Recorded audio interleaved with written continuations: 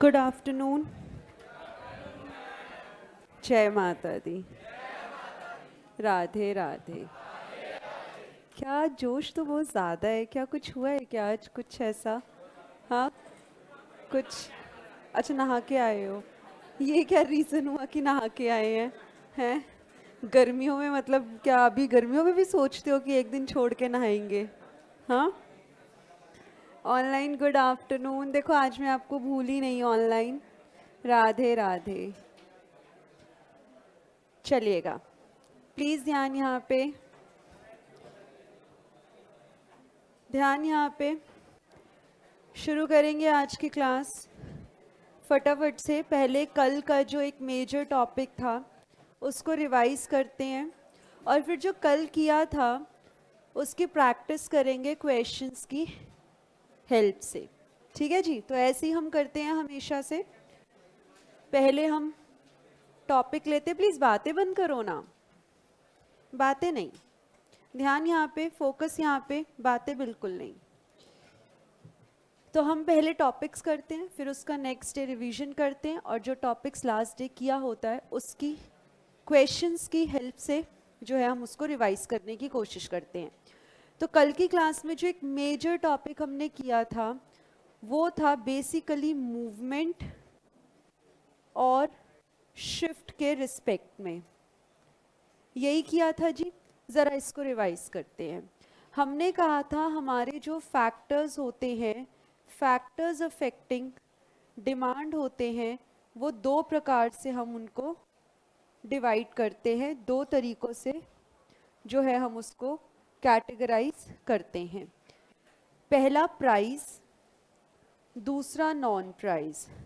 Non price में कौन से हैं और प्राइस में कौन से? प्राइस में वही पहला factor, price of the commodity, और नंबर 2 से लेके अदर फैक्टर्स का जो एक पैराग्राफ छोटा सा दिया है वो सब नॉन प्राइस में आते हैं। तो अगर मेरा प्राइस और क्वांटिटी का डिटेल दिया जाए, 5 रुपये पे मैं 10 यूनिट्स बाय करती हूँ, प्राइस अगर बढ़ेगा 6 पर होगा तो शायद मैं 8 यूनिट्स कर दूंगी। ठीक है, तो इसको अगर मुझे प्लॉट करना पड़े तो लेट अस सपोज ये मेरा ओरिजिनल डिमांड कर्व था जब मैं 5 रुपये पर 10 यूनिट्स बाय करती थी। क्योंकि मेरा प्राइस अब बढ़ चुका है, क्योंकि मेरा प्राइस बढ़ चुका है तो मैं कम डिमांड करूंगी, यानी कि ये वाला ऊपर मूव हो गया, इसको बोलते हैं अपवर्ड मूवमेंट। अपवर्ड या डाउनवर्ड मूवमेंट प्राइस के मूवमेंट को डिनोट करवाता है। इस प्राइस के अपवर्ड मूवमेंट होने की वजह से डिमांड मेरी कम हो गई है, बोला जाएगा कॉन्ट्रैक्शन इन डिमांड या क्वांटिटी डिमांडेड। क्योंकि मैं कॉन्ट्रैक्शन अक्षर लिख रही हूँ तो दोनों इस्तेमाल कर सकती हूँ। अगर मैं इंक्रीज डिक्रीज इस्तेमाल करूंगी तो मुझे क्वांटिटी डिमांडेड इस्तेमाल करना पड़ेगा, और कॉन्ट्रैक्शन इन क्वांटिटी डिमांडेड ये भी लिख सकती हूँ। क्लियर है ये बात? ठीक है। अगर मेरा प्राइस 5 था, 10 यूनिट्स में बाय करती थी, अब प्राइस मेरा कम हो गया 4 पर, तो क्या मैं 12 यूनिट्स खरीदूंगी? मेरा प्राइस कम हो गया, क्या डिमांड बढ़ गई? बढ़ गई। ये क्या बोला जाएगा? Downward movement. डाउनवर्ड मूवमेंट किसकी? प्राइस की। प्राइस कम होने से डिमांड क्या हुई? बढ़ गई। क्या बोले? एक्सपेंशन।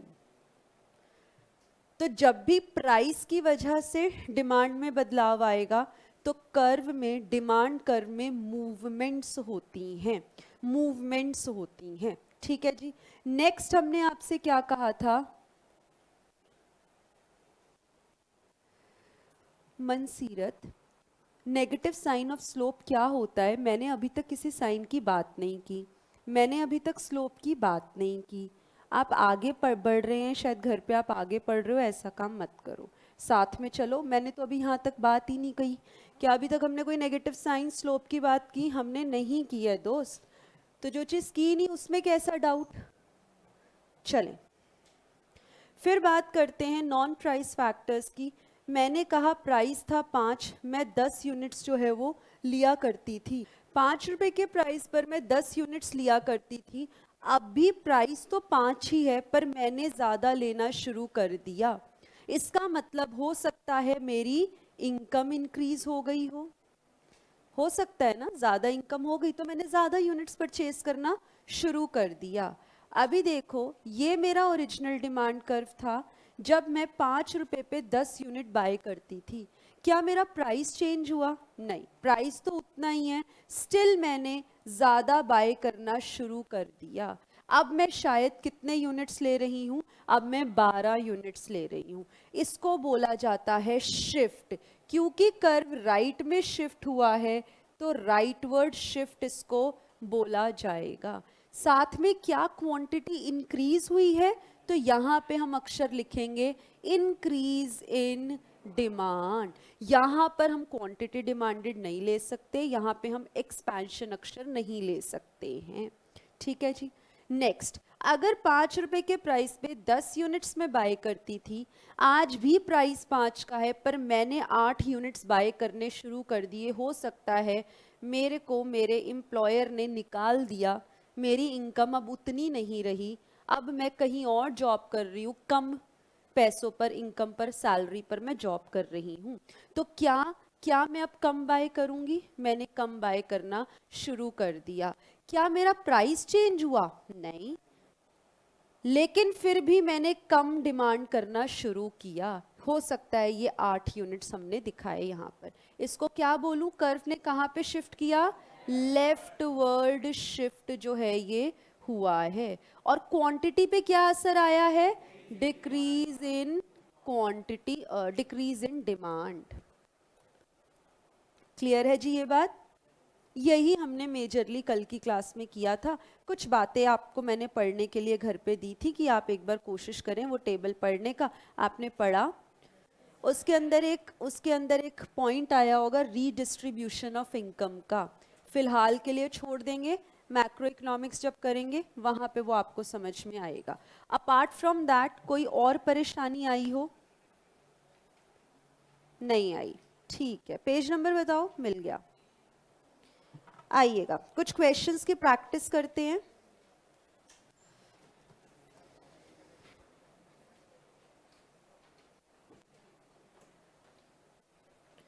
और आज फिर हम कुछ नए टॉपिक्स पढ़ेंगे आपके साथ।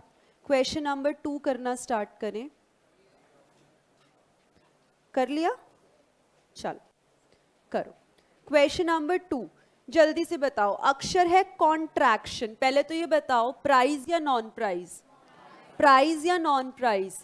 Price factor. प्राइस फैक्टर की वजह से कॉन्ट्रैक्शन हुआ है, यानी कि डिमांड कम हुई है या ज्यादा हुई है? डिमांड मेरी, क्वांटिटी डिमांडेड बेसिकली मेरी कम हुई है। कब कम होगी? जब प्राइस में मूवमेंट अपवर्ड होगा। क्या अपवर्ड मूवमेंट पर ही डिमांड कम होती है? बोलो ना, आंसर दे दो। Option B, increase in the price of the good concern. Clear है? तो प्लीज पहले क्वेश्चन को एनालाइज करो, उसके बाद कंक्लूजन्स पर आओ, ऑप्शंस पर आओ। डायरेक्टली जंप मत करो। ऑप्शंस बेशक दिए हुए हैं, कभी कभी कंफ्यूजन क्रिएट होता है, ए या बी, बी या सी, दो ऑप्शंस एक जैसे लगते हैं। तो अपना एनालिसिस बढ़ाओ, इससे क्या होगा? एक तो आपका टॉपिक भी रिवाइज हो जाएगा आपके एंड पे। और ज़रूरी नहीं है ना, यहाँ पे इन्होंने ये अपवर्ड, अगर वो बोलता प्राइस पे कैसा जो है प्रेशर आएगा, अपवर्ड या डाउनवर्ड, आप वो भी जवाब दे सकते थे। आपसे वो पूछते डिमांड पर कैसा असर आएगा, क्वांटिटी डिमांडेड पे कैसा असर आएगा, आप वो भी जवाब दे सकते थे। आपसे पूछते कि प्राइसिंग फैक्टर से होगा या नॉन प्राइस फैक्टर में चेंज होने से होगा, आप वो भी जवाब दे सकते थे। तो ज़रूरी नहीं है ना सवाल जो बुक में दिया वो एज इट इज़ आएगा। हम सीए का एग्जाम दे रहे हैं, जो बुक के सवाल हैं वो तो नहीं आएंगे, अभी हम छोटे बच्चे तो नहीं हैं। हाँ, बेस वही होगा, बेस वही होगा, सवाल तो अलग अलग तरीके से आपसे पूछे जा सकते हैं। नेक्स्ट करेंगे दोस्त 34।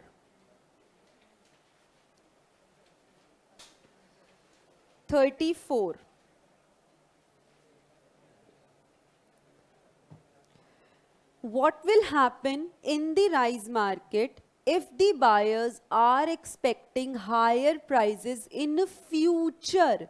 अगर फ्यूचर में प्राइजेस बढ़ेंगे तो फ्यूचर में डिमांड कम हो जाएगी और अभी करंट डिमांड बढ़ जाएगी। आपने क्या कहा मैम? डिमांड बढ़ जाएगी। डिमांड तो अभी करंट पे ही बताएंगे ना भाई, फ्यूचर के प्राइजेस का असर करंट डिमांड पे क्या होगा? आपने कहा मैम बढ़ जाएगी, क्योंकि सामने आने वाले कल में दिख रहा है कि प्राइजेस बढ़ने वाले हैं, तो हम अभी से ज्यादा खरीद लेते हैं।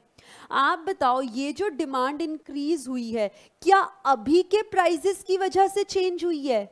नहीं, फ्यूचर के प्राइस ना, यानी कि अभी के लिए ये प्राइस फैक्टर है या नॉन प्राइस फैक्टर है? नॉन प्राइस फैक्टर है। नॉन प्राइस फैक्टर की वजह से मेरे बच्चे मुझे बताएंगे शिफ्ट होगा या मूवमेंट होगा? शिफ्ट होगा। यदि डिमांड आपने कहा इंक्रीज होगी तो शिफ्ट कैसा होगा? राइटवर्ड शिफ्ट होगा। अब आंसर ढूंढो, ऑप्शन ए। क्या आपको समझ में आ रहा है कैसे करना है? वो पुरानी अप्रोच छोड़ दो 11th-12th वाली, तब तो आई थिंक थे भी नहीं, ऑब्जेक्टिव सवाल नहीं थे या थे? 20% थे। चलो, पर उस 20% के लिए भी मुझे नहीं पता क्या अप्रोच है। आप सब लोग अलग अलग स्कूल से आए हैं, सबने कैसे क्या सीखा है मुझे नहीं पता, बट यहाँ पर सीए फाउंडेशन लेवल पर इकोनॉमिक्स के पेपर के लिए अभी भी यही अप्रोच है। पूरा कोर्स जब खत्म हो जाएगा तब तक हम ऐसे ही करेंगे। ये अभी आपको लग रहा है कि टाइम लग रहा है, नहीं, अभी के लिए आपको ऐसा लग रहा है। धीरे धीरे धीरे आप ये लिखोगे भी नहीं जब प्रैक्टिस बहुत अच्छी हो जाएगी। जितना भी आप क्लास में कर रहे हो सवालों को, घर पे जाके फिर से आप प्रैक्टिस करें उन्हीं चीजों की, ठीक है? नेक्स्ट आप करेंगे क्वेश्चन 44।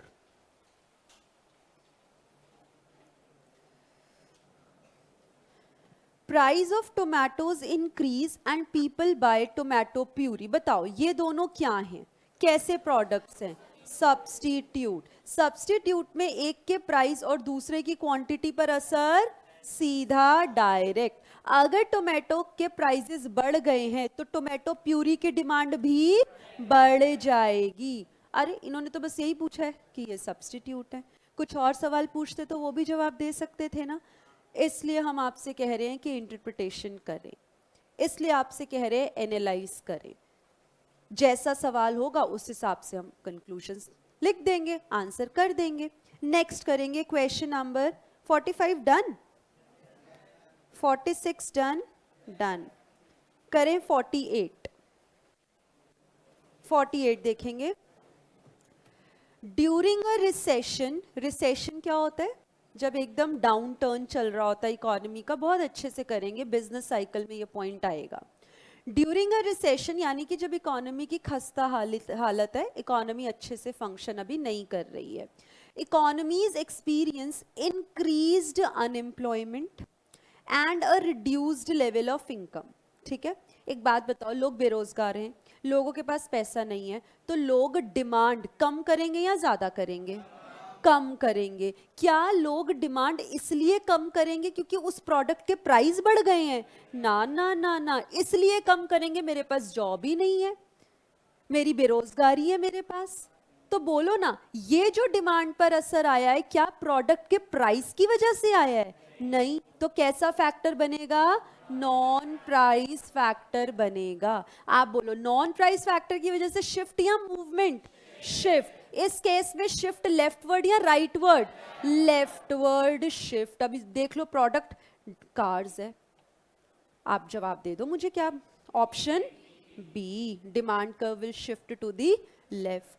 अब इससे क्या होगा? आप 100% श्योर हो कि यही आंसर है, क्योंकि कंक्लूजन्स जो आपने ड्रॉ किए, जो आपने इंटरप्रिटेशन एनालिसिस किया, उसके हिसाब से आपको मिल गया आपका ऑप्शन। तो आप श्योर हो, एक नंबर तो पक्का है। इसलिए कह रहे हैं प्लीज सवालों को पढ़ें, समझें। आपको रटना, मैंने ये थोड़ी ना कहा था घर से कि जाके ना याद करके आना मूवमेंट कब कब होता है, शिफ्ट कब कब होता है, वो टेबल में जो पॉइंट्स है ना उनको लर्न करके आना। ऐसा ना कहा है ना कभी कहूंगी।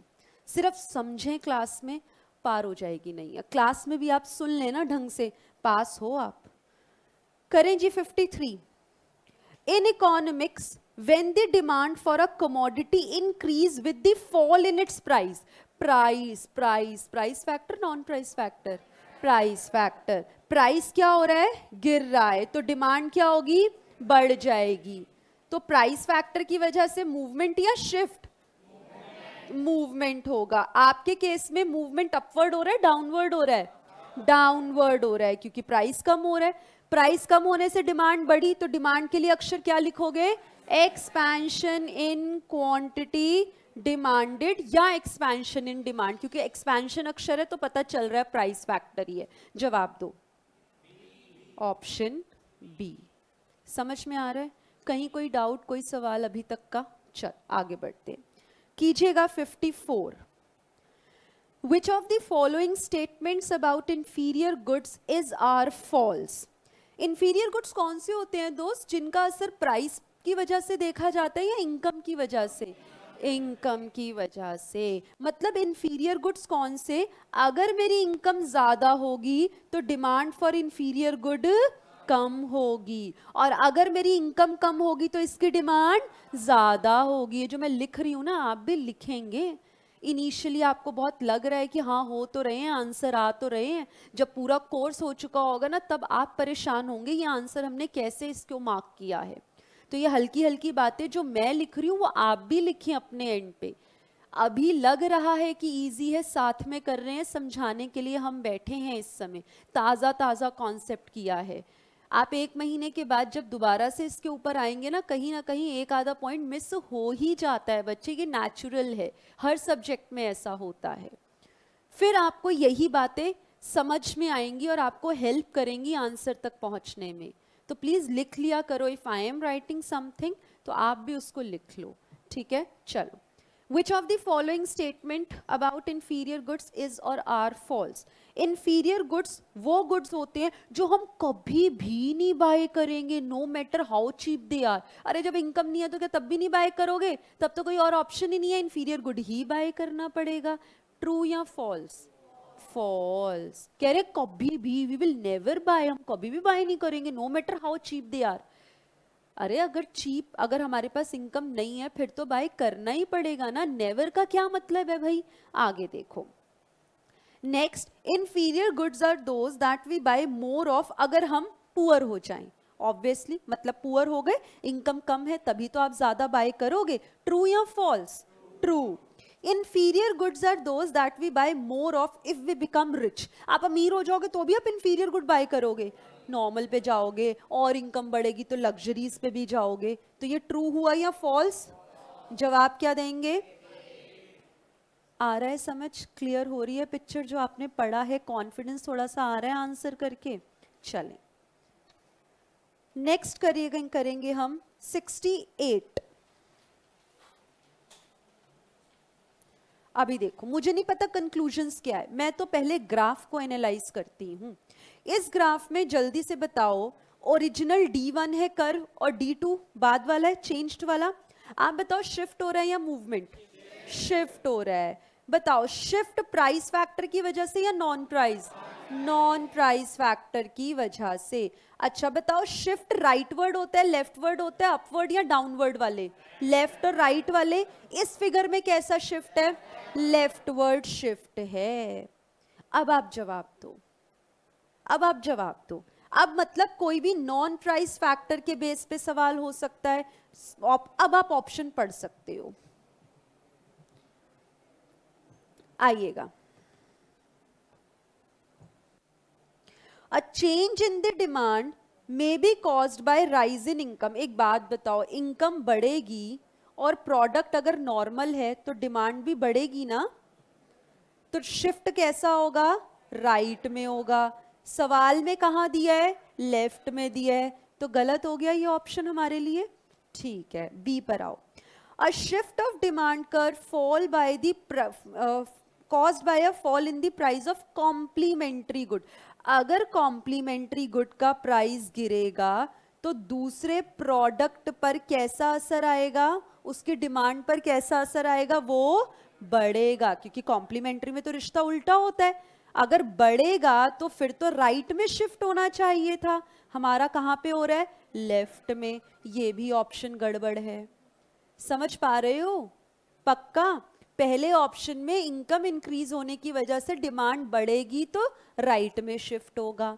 दूसरे केस में कॉम्प्लीमेंट्री गुड के प्राइस कम होंगे तो दूसरे वाले की डिमांड बढ़ेगी, क्योंकि कॉम्प्लीमेंट्री है, रिश्ता उल्टा है, डिमांड बढ़ने का मतलब राइट में शिफ्ट होना, और हमारी फिगर में तो लेफ्ट में हो रहा है, ये ऑप्शन भी काम का नहीं है। डी पढ़ते हैं पहले। अ shift of demand curve caused by rise in the price of substitute। अच्छा, सब्सटीट्यूट के केस में एक का प्राइस और दूसरे की डिमांड पर असर सीधा होता है, तो अगर प्राइस बढ़ेगा तो डिमांड बढ़ेगी, तो शिफ्ट राइट में होगा। हमें कहाँ चाहिए? लेफ्ट में चाहिए। ये भी ऑप्शन खत्म हुआ हमारे लिए। समझ आ रहा है?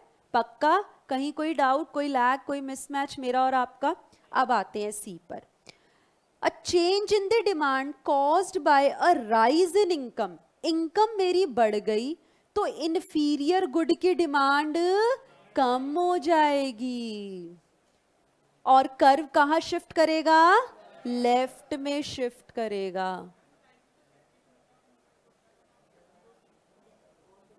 बी और सी में?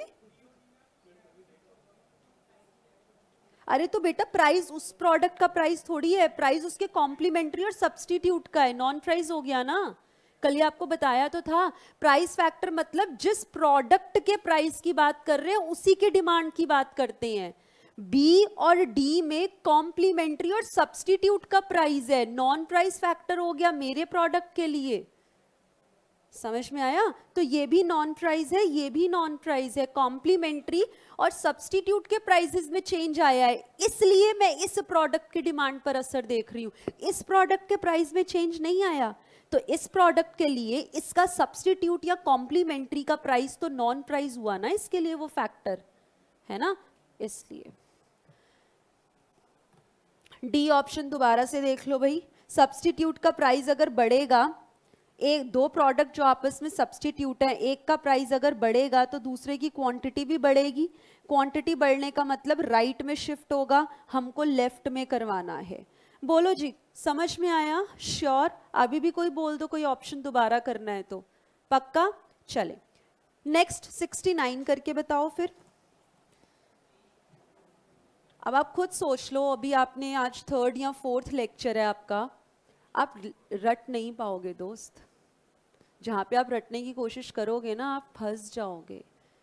कितना लर्न करोगे? सिर्फ इको नहीं पढ़ना, सिर्फ मुझे मेरे सब्जेक्ट में आपको पास होके नहीं दिखाना है। यू हैव 3 more सब्जेक्ट्स जिन पे आपको फोकस करना है, तो प्लीज़ इको में रटिएगा कुछ भी नहीं। चलो 69 पढ़ो। Demand curve of a normal good. अच्छा, अनटिल एंड अनलेस स्टेटेड हम कौन से गुड मानते हैं? नॉर्मल ही मानते हैं। Has shifted to the right. अच्छा जल्दी से बताओ, shift shift price factor non price? Non price factor consider करना है ना जी? ठीक है, और वो फैक्टर ऐसा होना चाहिए जो मेरे कर्व को राइट में शिफ्ट करे। चलो पढ़ते हैं फिर। A fall in the price of substitute with the price of good unchanged। एक बात बताओ, सब्स्टिट्यूट के केस में एक का प्राइस दूसरे की क्वांटिटी पर असर सीधा। अगर सब्स्टिट्यूट का प्राइस कम तो इसकी डिमांड भी कम, तो कर्व कहाँ शिफ्ट करेगा? लेफ्ट में। अपने को कहाँ करवाना है? राइट में। हो गया गलत ऑप्शन? ठीक है ना? आगे देखेंगे। fall in the nominal income of consumer and fall in the price of normal good। एक बात बताओ ना दोस्त, अगर आपकी इनकम गिर जाएगी तो नॉर्मल गुड की डिमांड भी गिर जाएगी, तो कर्व कहाँ शिफ्ट होगा? लेफ्ट में। हमें कहाँ करवाना है? राइट में। ये भी गलत हो गया। आगे बढ़ते हैं, डी पढ़ते हैं पहले। A fall in the price of normal good. अरे दोस्त, इस केस में तो मूवमेंट होगा ना, क्योंकि उसी गुड के प्राइस को गिरा रहे हो, शिफ्ट थोड़ी ना होगा। समझ रहे हो? A fall in the price of this very particular normal good, तो उसी के प्राइस पर असर देखोगे तो तुम मूवमेंट, प्राइस का असर देखोगे तो तुम मूवमेंट होगा ना, शिफ्ट काहे को होगा? तो ये ऑप्शन भी गलत। अब आते हैं सी पर, a fall in the price of complementary good. चलो जी, एक प्रोडक्ट दूसरे की डिमांड, कॉम्प्लीमेंट्री का केस रिश्ता उल्टा। अगर कॉम्प्लीमेंट्री का प्राइस गिर गया तो इसकी डिमांड बढ़ गई। डिमांड बढ़ेगी तो कर्व कहाँ शिफ्ट होगा? राइट में। हमें कहाँ करवाना है? राइट में, ऑप्शन सी। ऐसे सवाल आते हैं एग्जाम में। आ रहा है समझ? प्लीज इंटरेस्ट लेंगे तभी इंटरेस्टिंग लगेगा। कहाँ पे? सी ऑप्शन में, a fall in the price of complementary good with the price of the normal good unchanged, यानी कि इस वाले प्राइस का प्राइस, इस वाले गुड का प्राइस नहीं बदल रहा, इसके कॉम्प्लीमेंट्री का प्राइस गिर रहा है, तो नॉन प्राइस फैक्टर हुआ ना। बस 70 करेंगे, 70 करेंगे। ऑनलाइन दोस्त आपको सब समझ आ रहा है? आप कर पा रहे हैं? चलें, you take your time, 70 question पढ़ें और करें।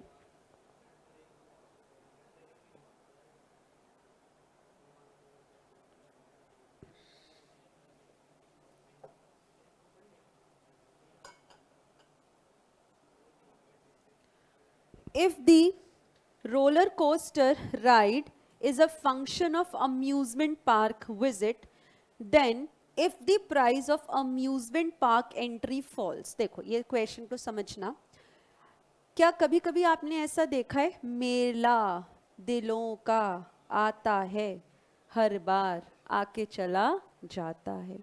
तो जब मेले लगते हैं ना, मेला मेला, उसमें समटाइम्स क्या होता है, आपको एंट्री टिकट तो अलग से पे करनी है, और फिर जब एंटर करने के बाद जितने झूले झूलोगे ना, उसकी अलग टिकट आपको परचेज करनी होती है।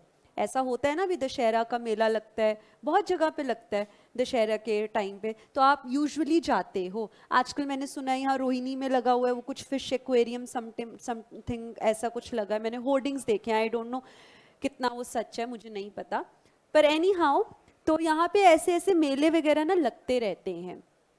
तो क्या होता है, आपको एंट्री टिकट अलग लेनी है, और जो अंदर आप जाके झूला झूलोगे उसको आपको अलग से टिकट परचेज करनी पड़ती है। ये सवाल बस वही है।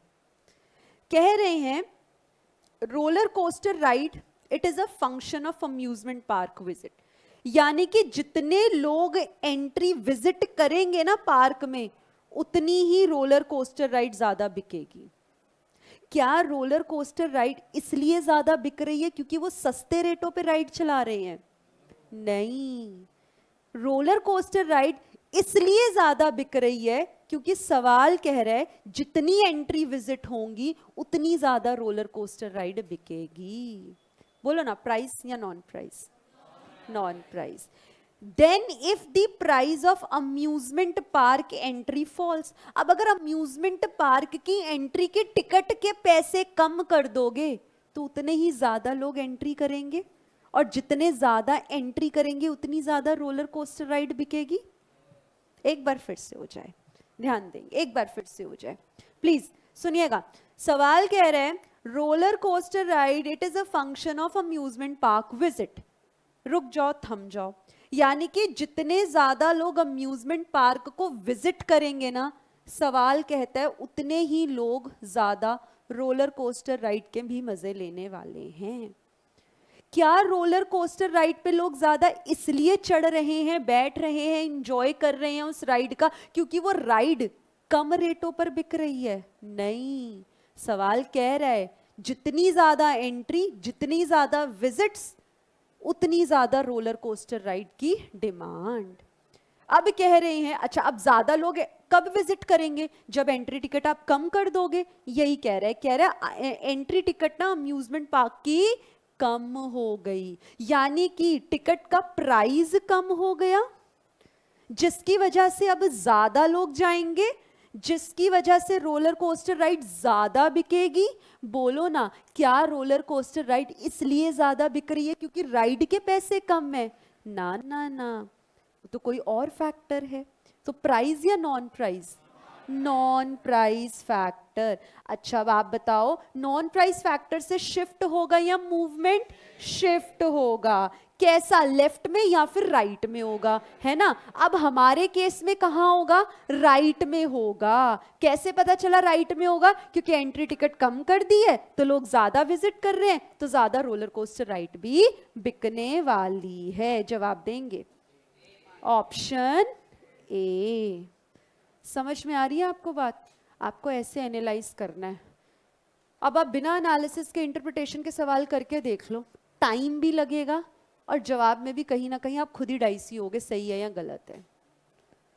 तो please the more you practice the more perfect you will. और वो जो एक है ना, एक वो कौन सी कहावत है, practice makes a man perfect, है ना? तो प्लीज आप प्रैक्टिस करो बच्चे। जितना आप प्रैक्टिस करेंगे, the more you will practice, the more confidence you people will gain। 70 का एज जी। चल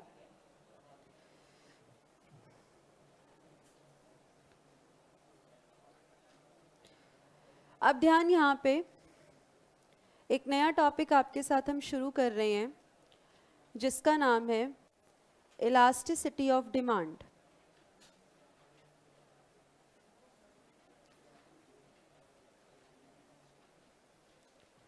बहुत ही ले मैन में समझने की कोशिश करेंगे। प्लीज ध्यान, यहाँ पे बातें नहीं, एक नया टॉपिक आपके साथ हम डिस्कस कर रहे हैं जिसका नाम है इलास्टिसिटी ऑफ डिमांड। डिमांड हमने आपको बता दिया क्या होता है ना जी? अब एक नया अक्षर आपके सामने आ रहा है जिसका नाम है इलास्टिसिटी। इलास्टिक, पता है इलास्टिक? इलास्टिक क्या होता है? हाँ, क्या होता है इलास्टिक? बताओ ना। इलास्टिक, इलास्टिक क्या होता है? इकोनॉमिक्स के कॉन्सेप्ट की बात नहीं कर रही कि जो फ्रीली मूव कर सके। अच्छा ठीक है, रबर टाइप, मतलब फ्लेक्सिबल। इलास्टिक जो है ना, आप लोग अपने कपड़ों में जो आप इस्तेमाल करते हैं, क्लोथ्स में जो इस्तेमाल होता है, इलास्टिक का पर्पस क्या होता है? बेसिकली इलास्टिक, क्योंकि आप ये कह लो कि वो स्ट्रेचेबल होता है, वो फ्लेक्सिबल होता है, तो वो हमारी बॉडी शेप ना ले लेता है, यही मतलब है। कोई जिसका जैसा बॉडी फिट वैसा वो इलास्टिक जो है शेप ले लेता है। मैं बहुत बेसिक लेमैन में बात आपसे कर रही हूँ, मुझे नहीं पता आप लोग कैसे सीख कर आए हो, मुझे जानना भी नहीं है। यही सीखा था, ऐसे ही सीखा था? अच्छा नहीं सीखा, कह रहे नहीं सीखा था, ठीक है चलो।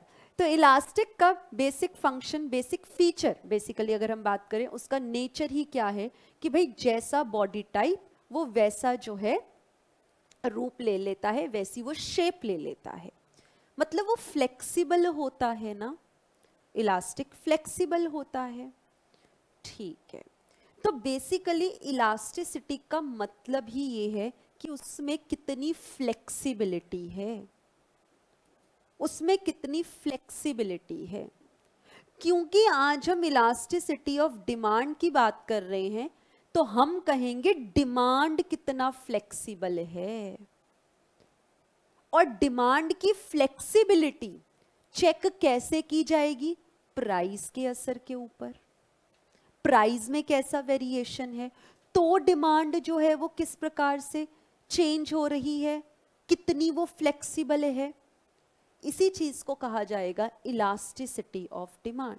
यानी कि मेरी डिमांड, क्वांटिटी डिमांडेड किस प्रकार से रिस्पॉन्ड करेगी किसको? प्राइस चेंजेस के रिस्पेक्ट में। अगर मेरा प्राइस इत्तू सा इंक्रीज हुआ मेरा प्राइस, तो पक्की बात है ना डिमांड ने तो कम होना है प्राइस बढ़ने से, पर डिमांड इतनी कम हो गई, डिमांड इससे कम हो गई, डिमांड जो है वो बराबरी से कम हुई, डिमांड जो है वो हुई नहीं चेंज, जितनी थी वैसी की वैसी है, या फिर डिमांड पता ही नहीं, इतनी मतलब जरा सा प्राइस छेड़ा डिमांड छिड़ गई, छुई मुई। तो बेसिकली यहाँ पे हमें यही चीजें चेक करनी है कि जब मैंने प्राइस को इतना सा इंक्रीज किया तो मेरी डिमांड ने कैसी हरकतें की। प्राइस के इंक्रीज होने से ये तो पक्का था डिमांड ने कम होना है, पर डिमांड कैसे कम हुई, कितनी फ्लेक्सिबल थी। हमारे प्राइस के प्रोपोर्शन में, प्राइस के रिलेशन में डिमांड ने कैसा रिस्पॉन्स किया, डिमांड ने कैसा रिस्पॉन्स किया। एक बात सोच के बताओ, लेट अस सपोज मैं एग्जांपल लेती हूं दवाइयों का, मेडिसिन्स का। मेडिसिन्स ना मार्केट में ना लेट अस सपोज सस्ती हो गई, मान लो हाइपोथेटिकल, दवाई जो है ना वो सस्ती हो गई।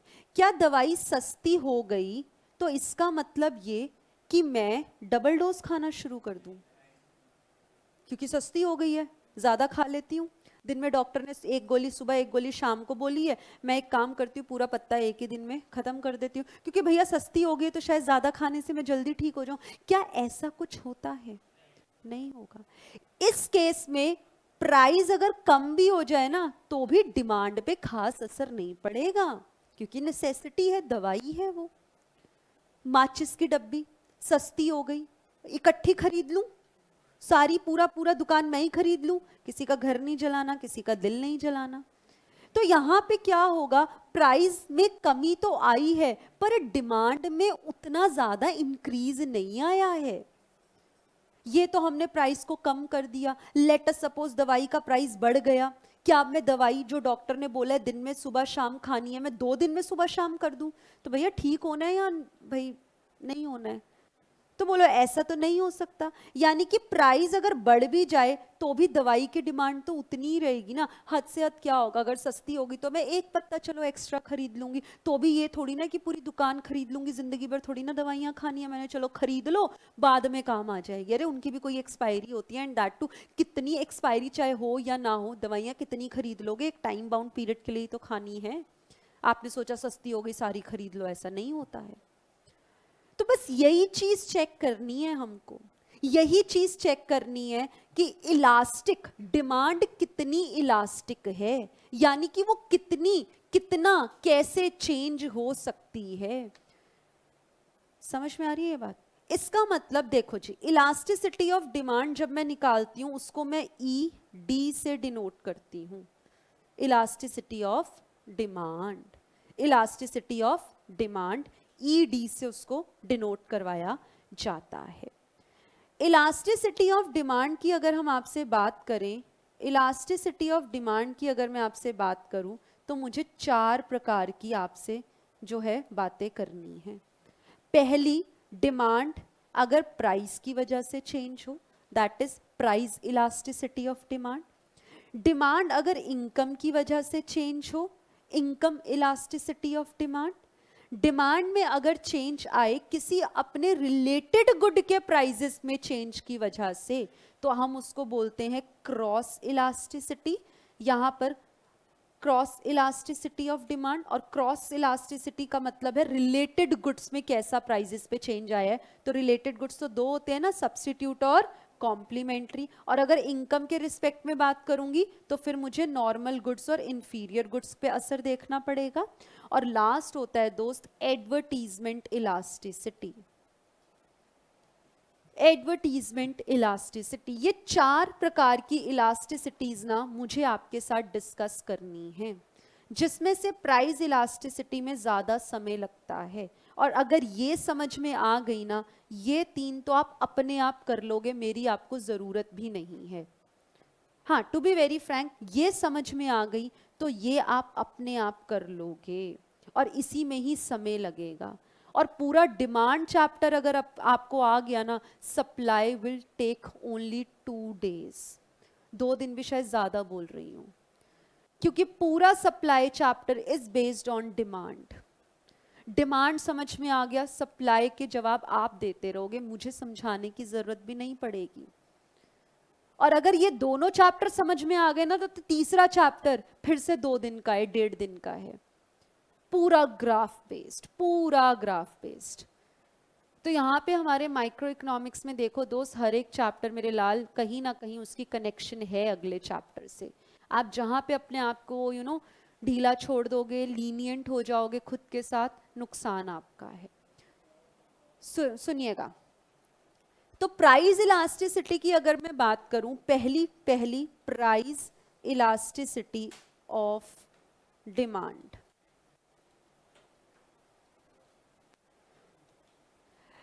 Price elasticity of demand, elasticity of demand मतलब डिमांड कैसे रिस्पॉन्ड करेगी with respect to changes in price. और दोस्त, जब प्राइस का असर देखोगे ना, तो इनकम, सब्स्टिट्यूट या कॉम्प्लीमेंट्री के प्राइसेस, और चौथा एडवर्टीजमेंट या कोई भी और फैक्टर कांस्टेंट है। प्राइस इलास्टिसिटी मतलब डिमांड पे सिर्फ और सिर्फ प्राइस का असर ही देखना है।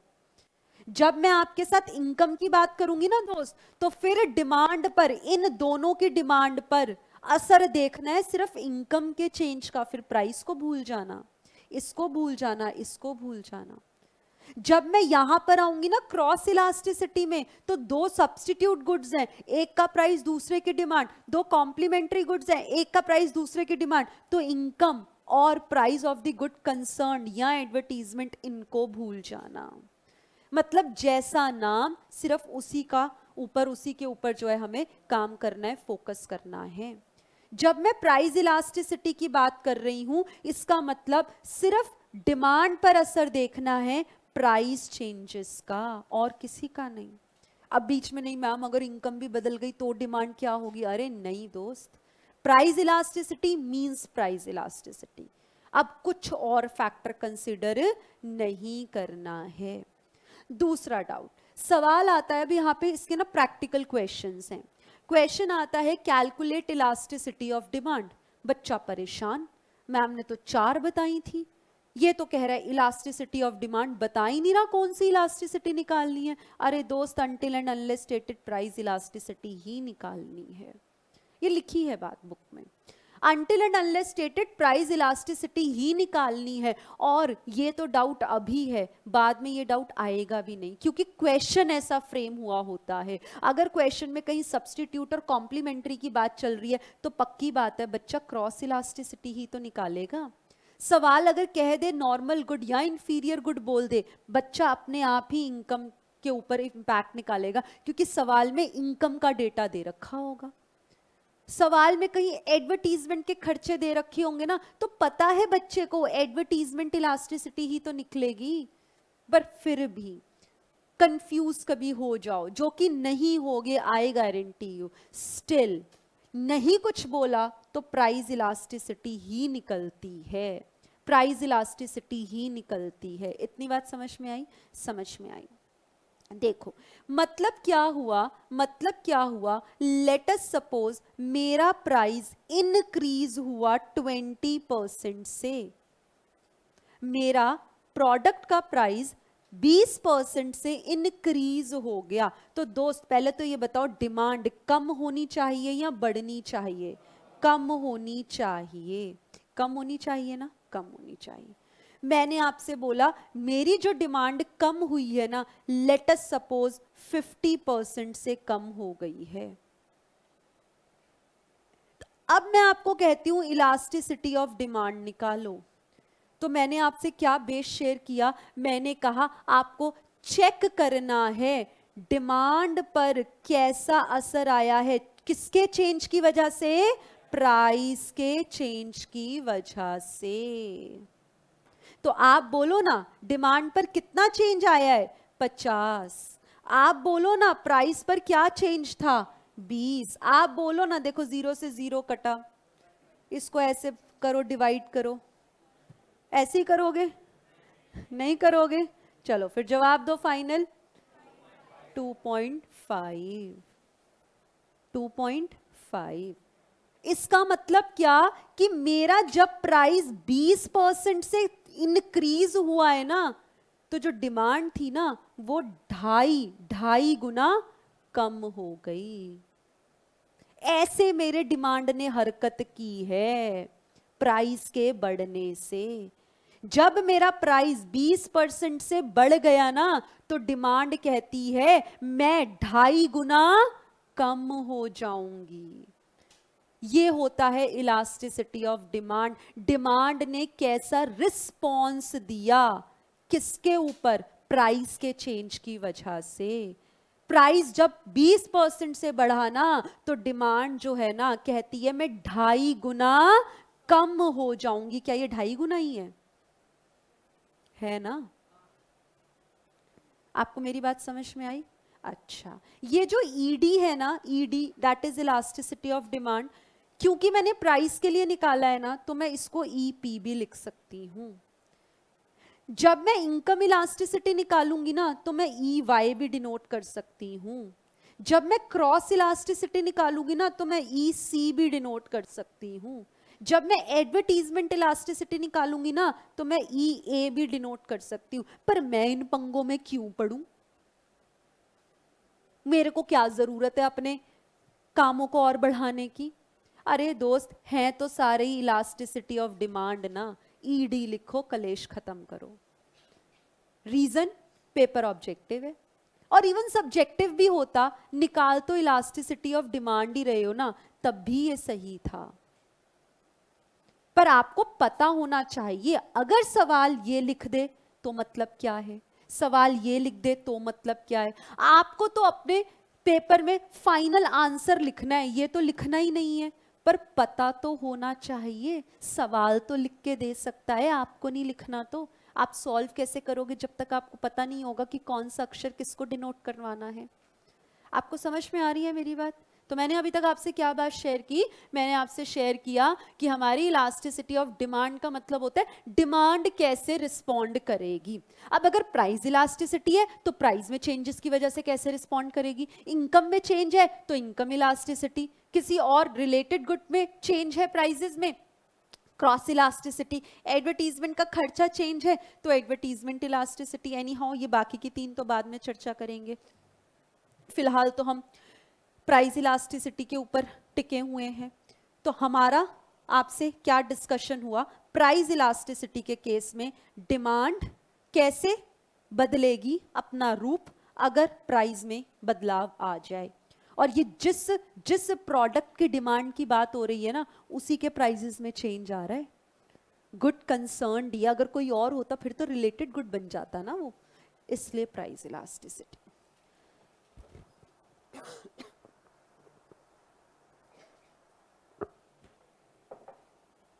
आया, समझ में आया आपको?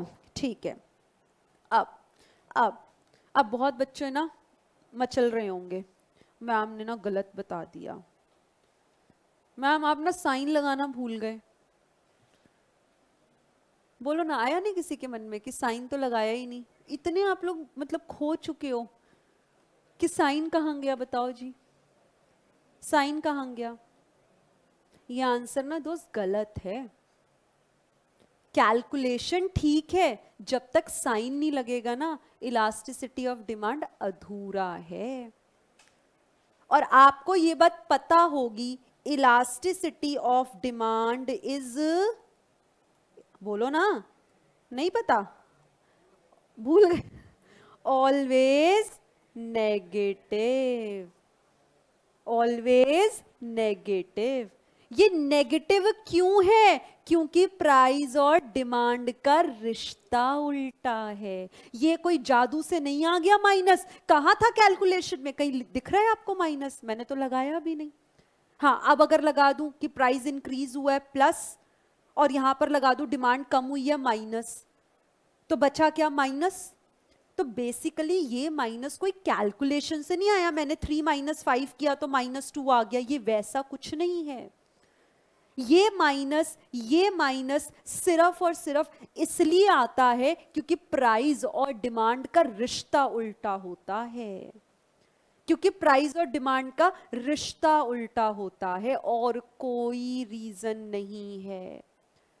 अगर सवाल में आपको इलास्टिसिटी, लेट अस सपोज इसी सवाल की बात करूं, ये क्वेश्चन में आपको कह दे कि आपका ईडी ना -2.5 है, चेंज इन प्राइस जो है ना वो 20% का है, आप ना क्वांटिटी का चेंज निकालो, तो बच्चा क्या करेगा, ईडी, देखो मैं दोबारा लिखती हूँ, मैंने क्या बोला, परसेंटेज चेंज इन प्राइस जो है ना वो कितना है जी, 20% है, और ये वाला इंक्रीज हुआ है या डिक्रीज हुआ है, इंक्रीज हुआ था, तो ये जो है ना इंक्रीज हुआ था, ईडी ना -2.5 है। मेरे लाल मुझे बताएंगे परसेंटेज चेंज इन क्वांटिटी कितना, ऑब्वियसली कितना आएगा, 50% ही आएगा, है ना, 50% ही आएगा, 50% ही आएगा।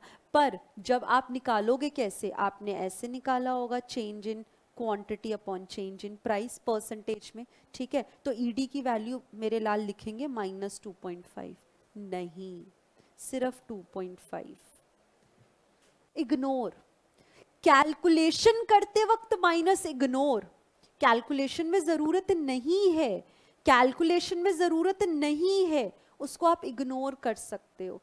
पर इलास्टिसिटी की फाइनल वैल्यू लिखते वक्त ना आपको बताना पड़ेगा साइन कि नेगेटिव में आएगा।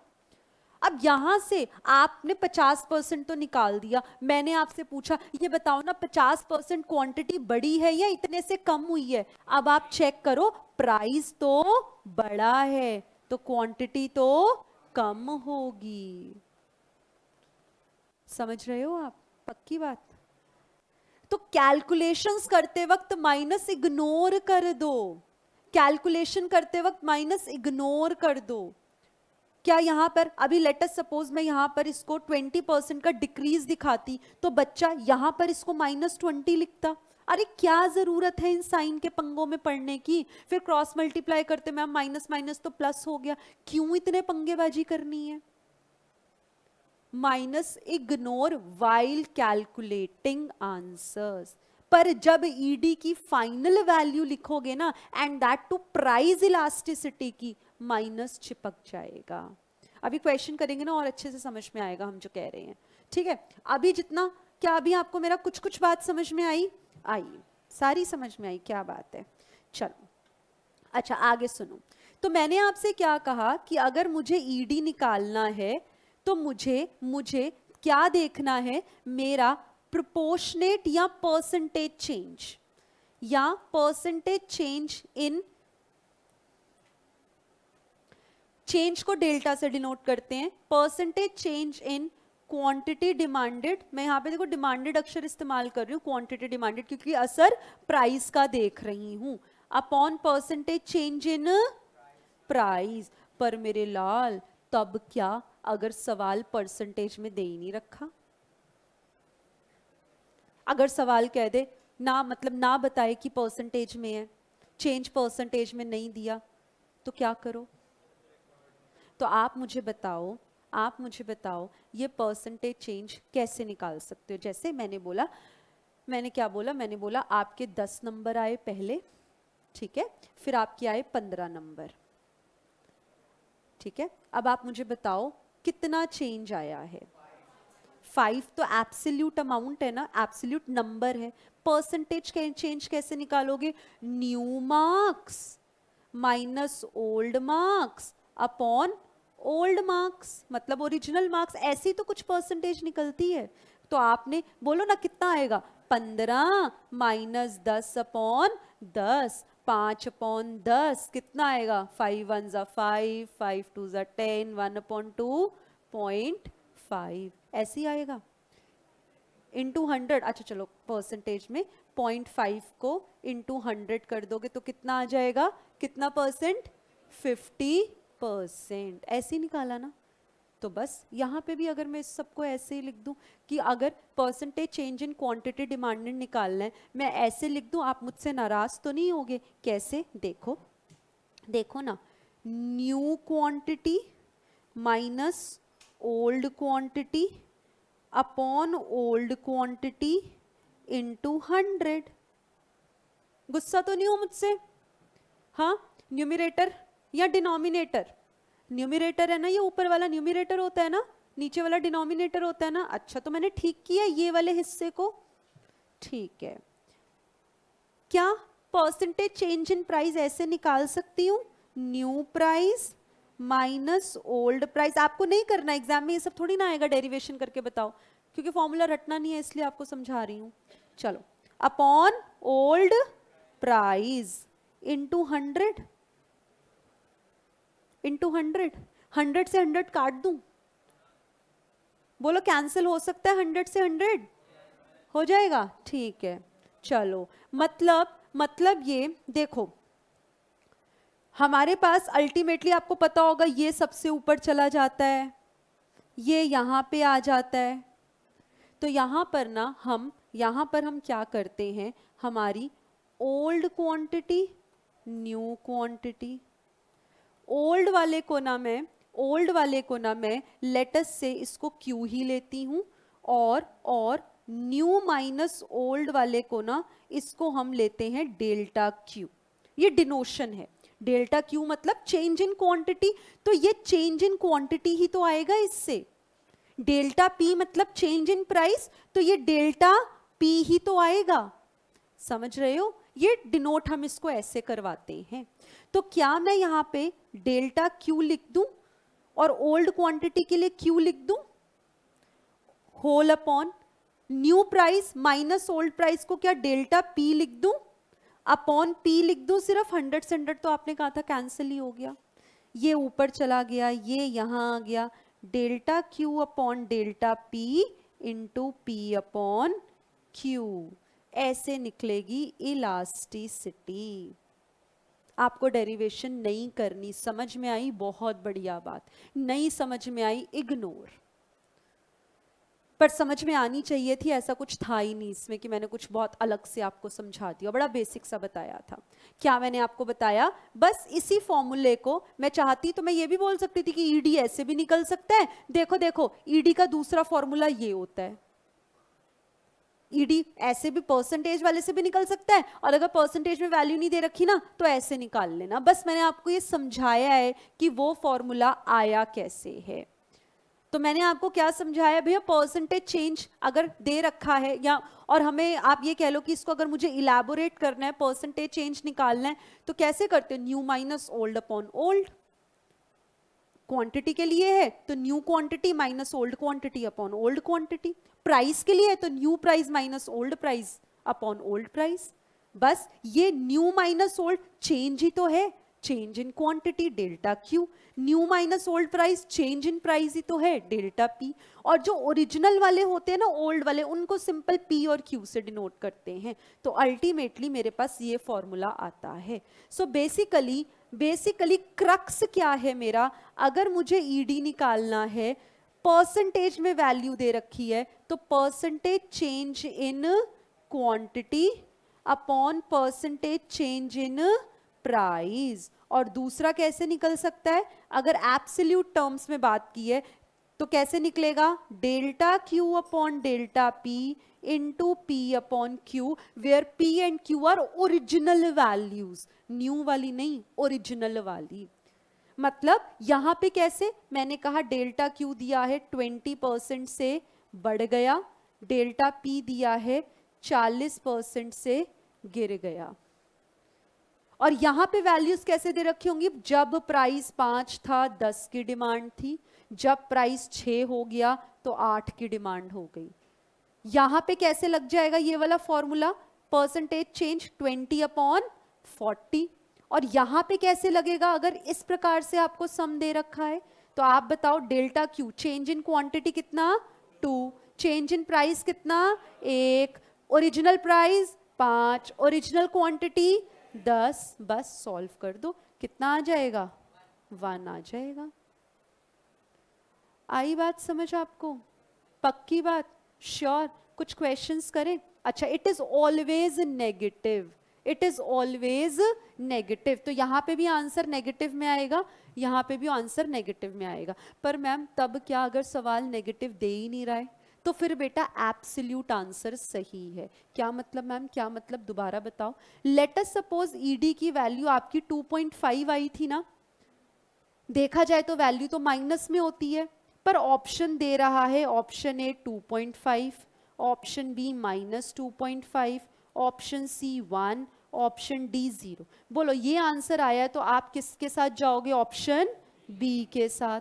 लेट अस सपोज अब आपको दिया है 2.5, 1, 0, और फिर आपको ऑप्शन दिया है लेट अस से क्या लें इसको 3 ले लेते हैं या चलो 0.3 ले लेते हैं। अब किसके साथ जाओगे? अब आप ए के साथ जाओगे। छोड़ मत आना सवाल, छोड़ मत आना मैम ने तो कहा था माइनस आता है, माइनस तो दिया ही नहीं, सवाल ही गलत है। अरे नहीं दोस्त, वैल्यू तो दिख रही है ना, कर दो। एक और केस, और हमारे कुछ तेजस्वी बच्चे, मैम देखो ना ऐसे ऑप्शन आ रहे हैं, कैसे ma'am 2.5, ma'am 1, ma'am C, ma'am none of the above. Ma'am अब नन के साथ चले जाएं? नहीं जाना दोस्त, अभी भी यही है जवाब। वैल्यू तो दिख रही है ना, 2.5 के साथ ही जाना है, तो भी नन के साथ नहीं जाना है। आ रही है बात समझ में? फिर और नहीं, थोड़ा सा दिमाग और चलाया मेरे बच्चों ने, कहते हैं ma'am A 2.5 minus 2.5 C1, option D both A and B. बोलो ना किसके साथ जाओगे? बी के साथ जाओगे।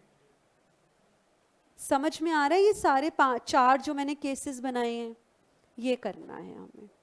क्वेश्चंस की प्रैक्टिस करें, ये तो वैसे भी 11th 12th में तो करके आई थे ना। हाँ आइएगा, क्वेश्चंस की प्रैक्टिस करते हैं। देखो, क्या हमने आपको ये बताया percentage change in quantity demanded upon percentage change in price, अगर परसेंटेज में वैल्यू दे रखी है।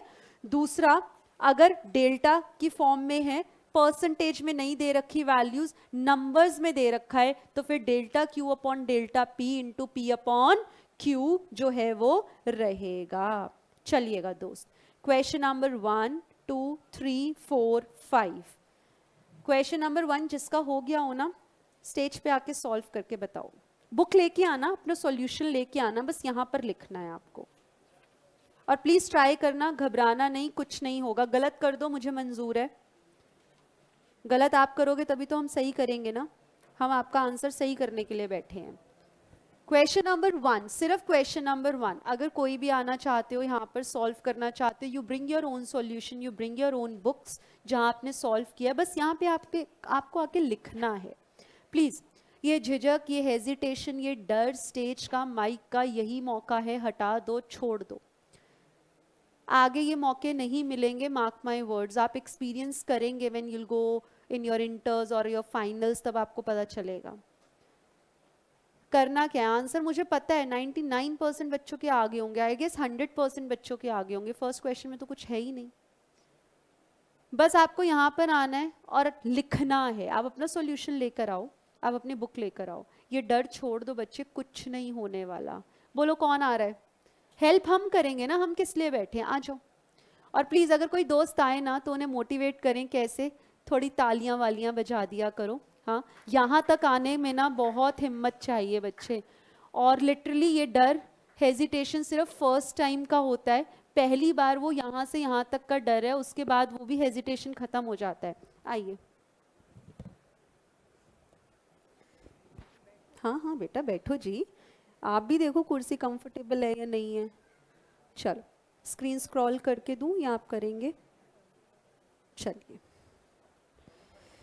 क्वेश्चन नंबर 1, पेन चूज करो, चल लिखिएगा। The price of a commodity decreases from 6 to 4, quantity demanded increases from 10 to 15, coefficient of price elasticity. चलो आपके answers आए, बुक से मैच कर गया? चलो, डेल्टा पी क्या 2 है जी, 6 से 4 2 आ गया। डेल्टा क्यू है हमारा 5, गुड। प्राइस ओरिजिनल है 6, ओरिजिनल क्वांटिटी है 10, इलास्टिसिटी की value 1.5,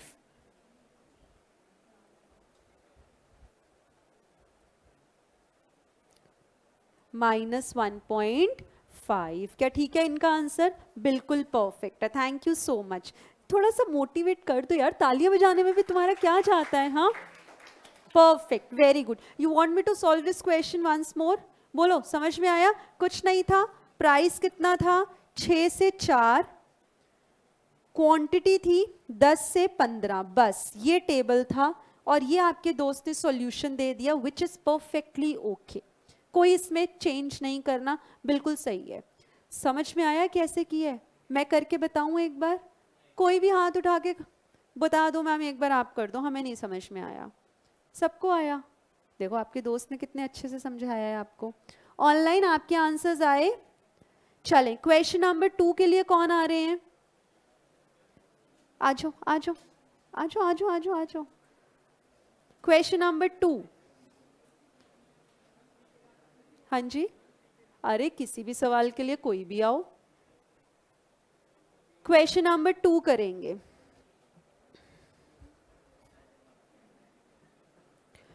A 5% fall in the price of a good, ठीक है, a 5% fall in the price of a good leads to 15% rise in its demand। अभी यहाँ पे ना परसेंटेज में दे रखा है तो परसेंटेज वाला फॉर्मूला चिपका दो, और क्या करना है?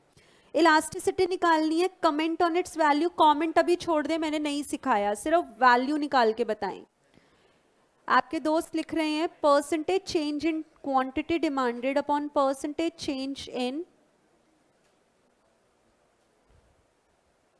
प्राइस।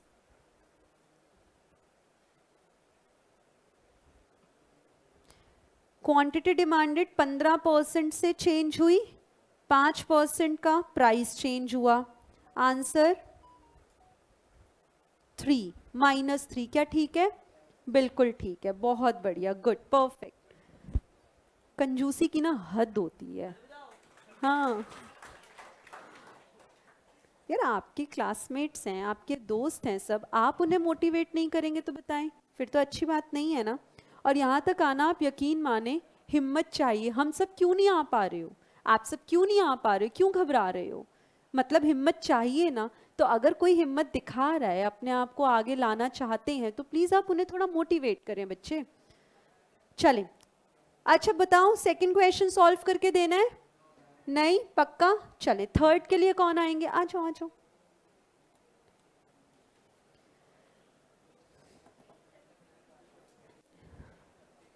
क्वेश्चन नंबर 3 देखेंगे। 4 और 5 करें, फिर बताओ 4 के लिए कौन आएगा? एंड से आ पाओगे तो फिर आपने हाथ खड़ा किया था।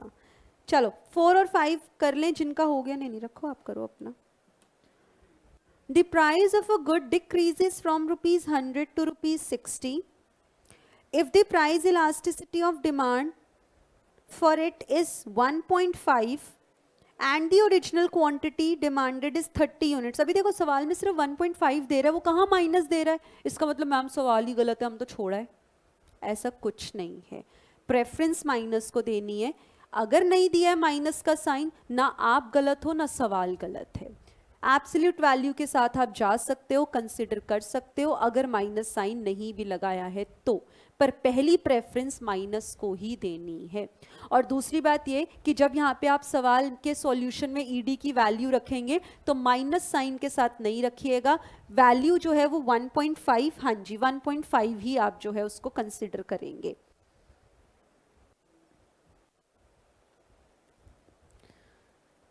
ओरिजिनल प्राइस 100, फिर हुआ 60, गुड। ईडी 1.5 और क्वांटिटी ओरिजिनल वाली है 30 यूनिट्स, गुड। तो डेल्टा क्यू हमें नहीं पता, डेल्टा पी इज 40। प्राइस हमारा है ओरिजिनल वाला 100 और क्वांटिटी ओरिजिनल है 30। यहाँ से डेल्टा क्यू की वैल्यू इन्होंने निकाली 30 नहीं 18, सो सॉरी 18। पहले तो यहाँ पे देखो दोस्त, क्या क्वांटिटी कभी भी माइनस में होती है? तो पहले तो यहाँ माइनस हटाएं, ये रहा इरेजर, माइनस हटाएं, ठीक है। अब हमें क्या चाहिए सवाल में? हमें चाहिए नई वाली क्वांटिटी। पहले बताओ पुरानी क्वांटिटी दोस्त कितनी है? 30। अब ये 30 से ज्यादा होगी या 30 से कम होगी, कैसे पता चलेगा? प्राइस कम हुआ है, प्राइस 100 से 60 पर आया है तो डिमांड बढ़ जाएगी, तो 30 में 18 ऐड कर देंगे। आ रही है बात समझ में? और अगर सवाल, अभी देखो हमारा तो पेपर ऑब्जेक्टिव है, क्वेश्चन बोल सकता था कि सिर्फ चेंज इन क्वांटिटी बताओ, तो फिर 18 हमारा आंसर था, यही रुक जाते। और मोस्ट ऑफ द टाइम्स ठीक है, इनका आंसर बिल्कुल ठीक है, thank you so much. Most of the times क्या होता है ना दोस्त, हमारे पास एग्जाम में सवाल बोलते हैं नहीं, हाँ सवाल हमें बोलता है नई क्वांटिटी निकालो, हम अपना आंसर यहीं पर ही छोड़ देते हैं, ऑप्शन में तो ये भी होगा, बस बच्चा यहीं फंस गया। सवाल हमने पूरा ध्यान ही नहीं दिया, हमें तो लगा देखो सॉल्व हो गया, काम खत्म, वैल्यू निकाल तो दी, ऑप्शन में तो ये भी होगा, पर सवाल पूरा पढ़ो, ये वाली वैल्यू मांग रहा था आपसे। समझ में आई ये बात? चलो, इनका आंसर बिल्कुल ठीक है, एक बार हम कर रहे हैं, ये बिल्कुल ठीक है, कहीं कोई गड़बड़ नहीं थी। क्वेश्चन नंबर 3 उनके लिए जिन्हें नहीं आया समझ, देखें, प्राइस 100 से 60 हुआ, क्वांटिटी ओरिजिनल वाली 30 दे रखी है, इसका हमें नहीं पता, ईडी की वैल्यू 1.5 दे रखी है, माइनस ही है, ठीक है, अज्यूम्ड है, पर इन्होंने नहीं दिया, प्लस ही क्यों किया बताया तो दोस्त, क्योंकि प्राइस जो है वो कम हुआ। चलो देखो जी, ईडी कैसे निकलेगा, delta Q upon delta P into P upon Q, और आप जब भी सॉल्व करो प्लीज फॉर्मूला लिखो, अभी मौका है, याद हो जाएगा जितनी बारी लिखोगे, ठीक है, नहीं लिखोगे बाद में फिर परेशानी होगी। ईडी की वैल्यू 1.5, डेल्टा क्यू तो हमें पता ही नहीं है कैसे निकाले, क्योंकि माइनस करने के लिए पता ही नहीं क्या माइनस करें, delta P 40, original price 100, original quantity 30, यहां से डेल्टा क्यू की वैल्यू आपने 18 निकाली थी, 18 आई थी सबकी, आपकी 18 आई, 18 आई। अब सवाल ने हमसे चेंज इन क्वांटिटी थोड़ी ना पूछा है, सवाल ने तो हमसे क्या पूछा है, नई क्वांटिटी पूछा है, यानी कि ये वाली वैल्यू पूछी है, उसने ये वैल्यू नहीं पूछी है, ठीक है। 18 तो ये वाली वैल्यू है, इन दोनों के बीच की वैल्यू है, चेंज वाली वैल्यू है। अब ये 18 30 में ऐड होगा या माइनस होगा ये पता चलेगा प्राइस के डायरेक्शन से, प्राइस कम होगा तो डिमांड बढ़ जाएगी, यानी कि पहले 30 थी तो अब और 18 जुड़ के 48 हो जाएगी न्यू क्वांटिटी डिमांडेड। आया समझ? कोई और जिन्हें नहीं समझ आया? पक्का? श्योर? आगे बढ़े, 4th क्वेश्चन कौन करेंगे? लड़ो आप दोनों आपस में, आप लास्ट में होगे, अच्छा आप पास में हो, आ जाओ, चलिएगा 4th क्वेश्चन।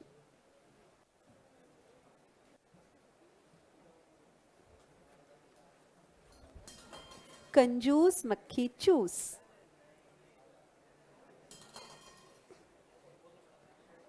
ये लोग इशारे भी नहीं समझते।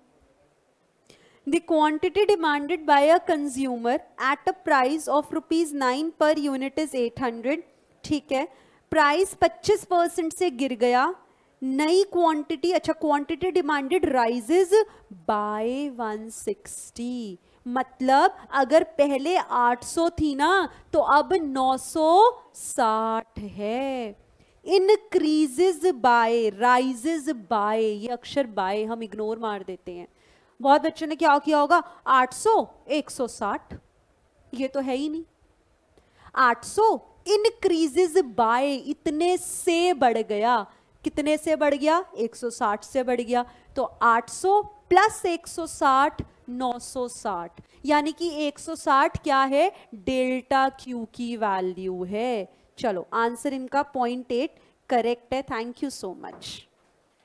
मैं सॉल्व करके बताऊं,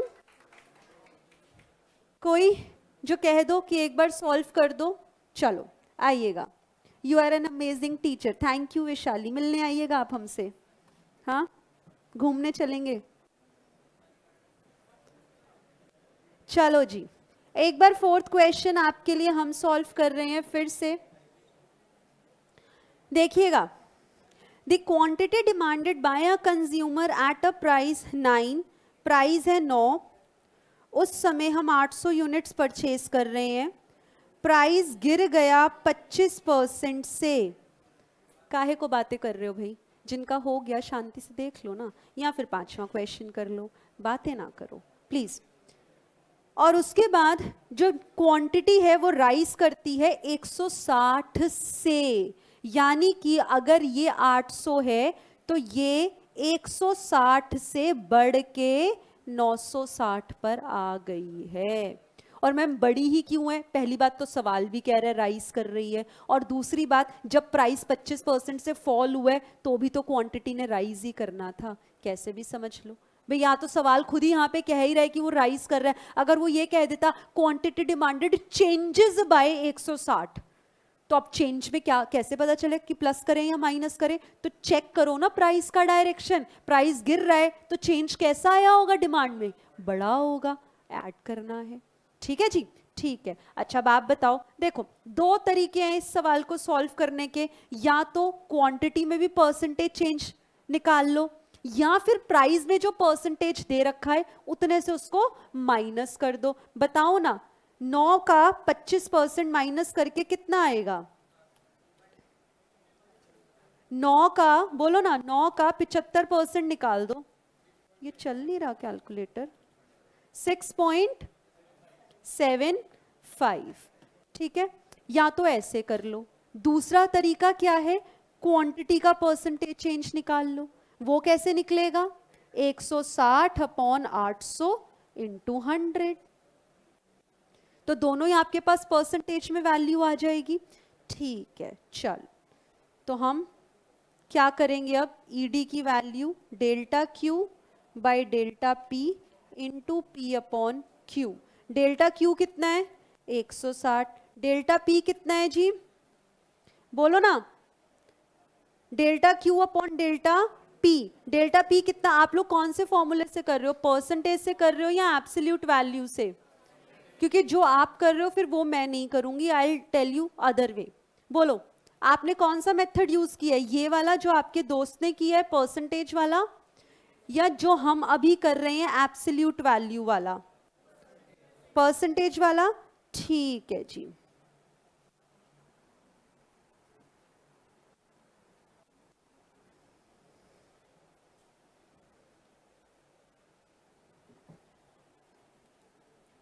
क्या डेल्टा पी इतना ही है?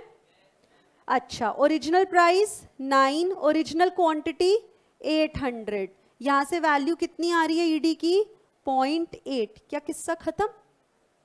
किस्सा खत्म?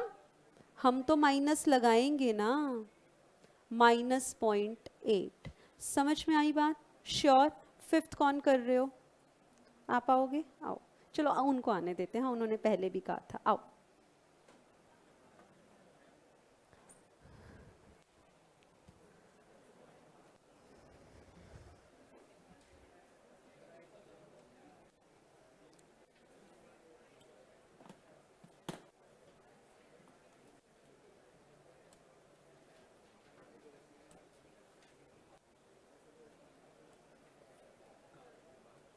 ये लीजिए।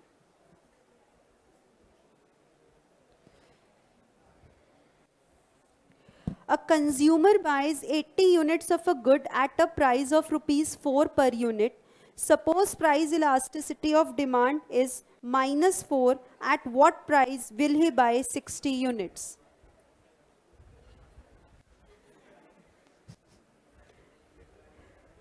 ठीक है ना, इसी चीज के लिए तो आपको हाँ आना चाहिए ना यहाँ पे।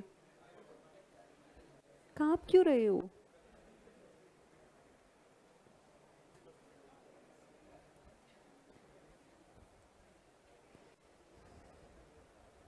इसी डर को ना भगाना है आपको।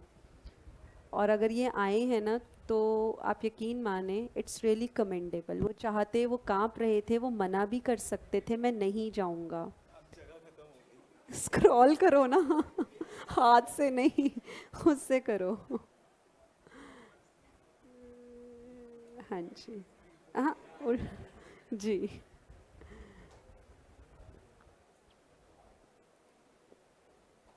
पेन चूज करो। छोड़ दो एक ही बारी।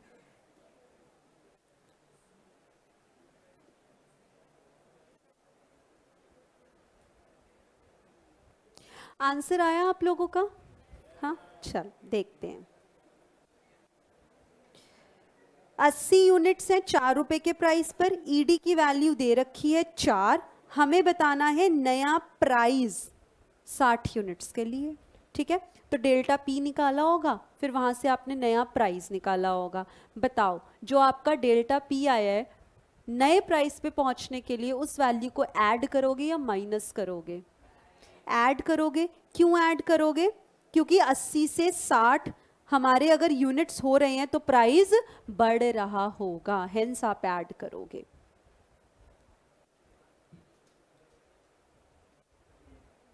आपको समझ आ रहा है ना? आ रहा है, मुझे आ रहा है।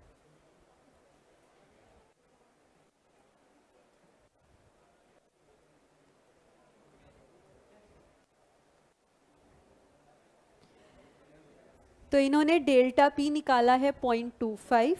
ओरिजिनल प्राइस हमें 4 रुपए का दिया हुआ है, 4 रुपए में 25 पैसे ऐड कर देना, 4.25 रुपए पर हम 60 यूनिट्स जो हैं वो बाय करेंगे। बहुत ही बढ़िया, गुड, परफेक्ट। चलो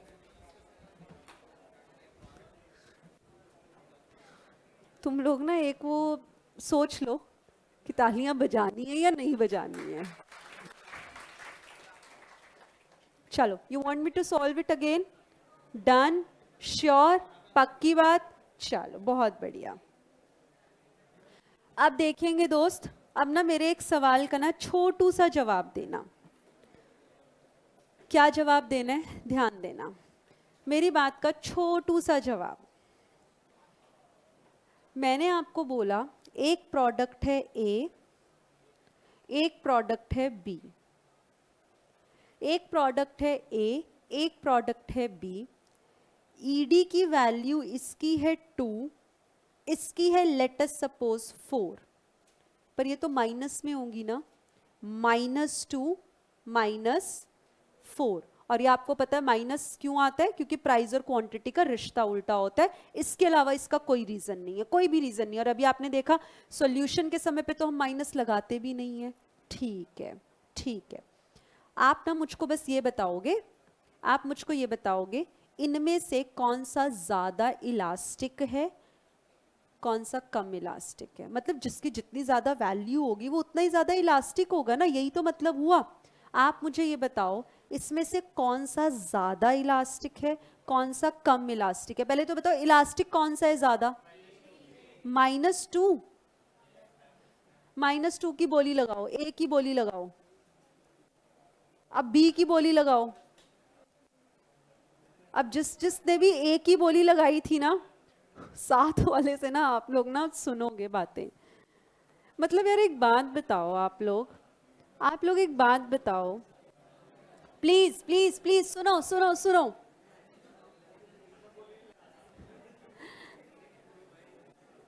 सुनो ना, सुनो ना, सुनो सुनो प्लीज।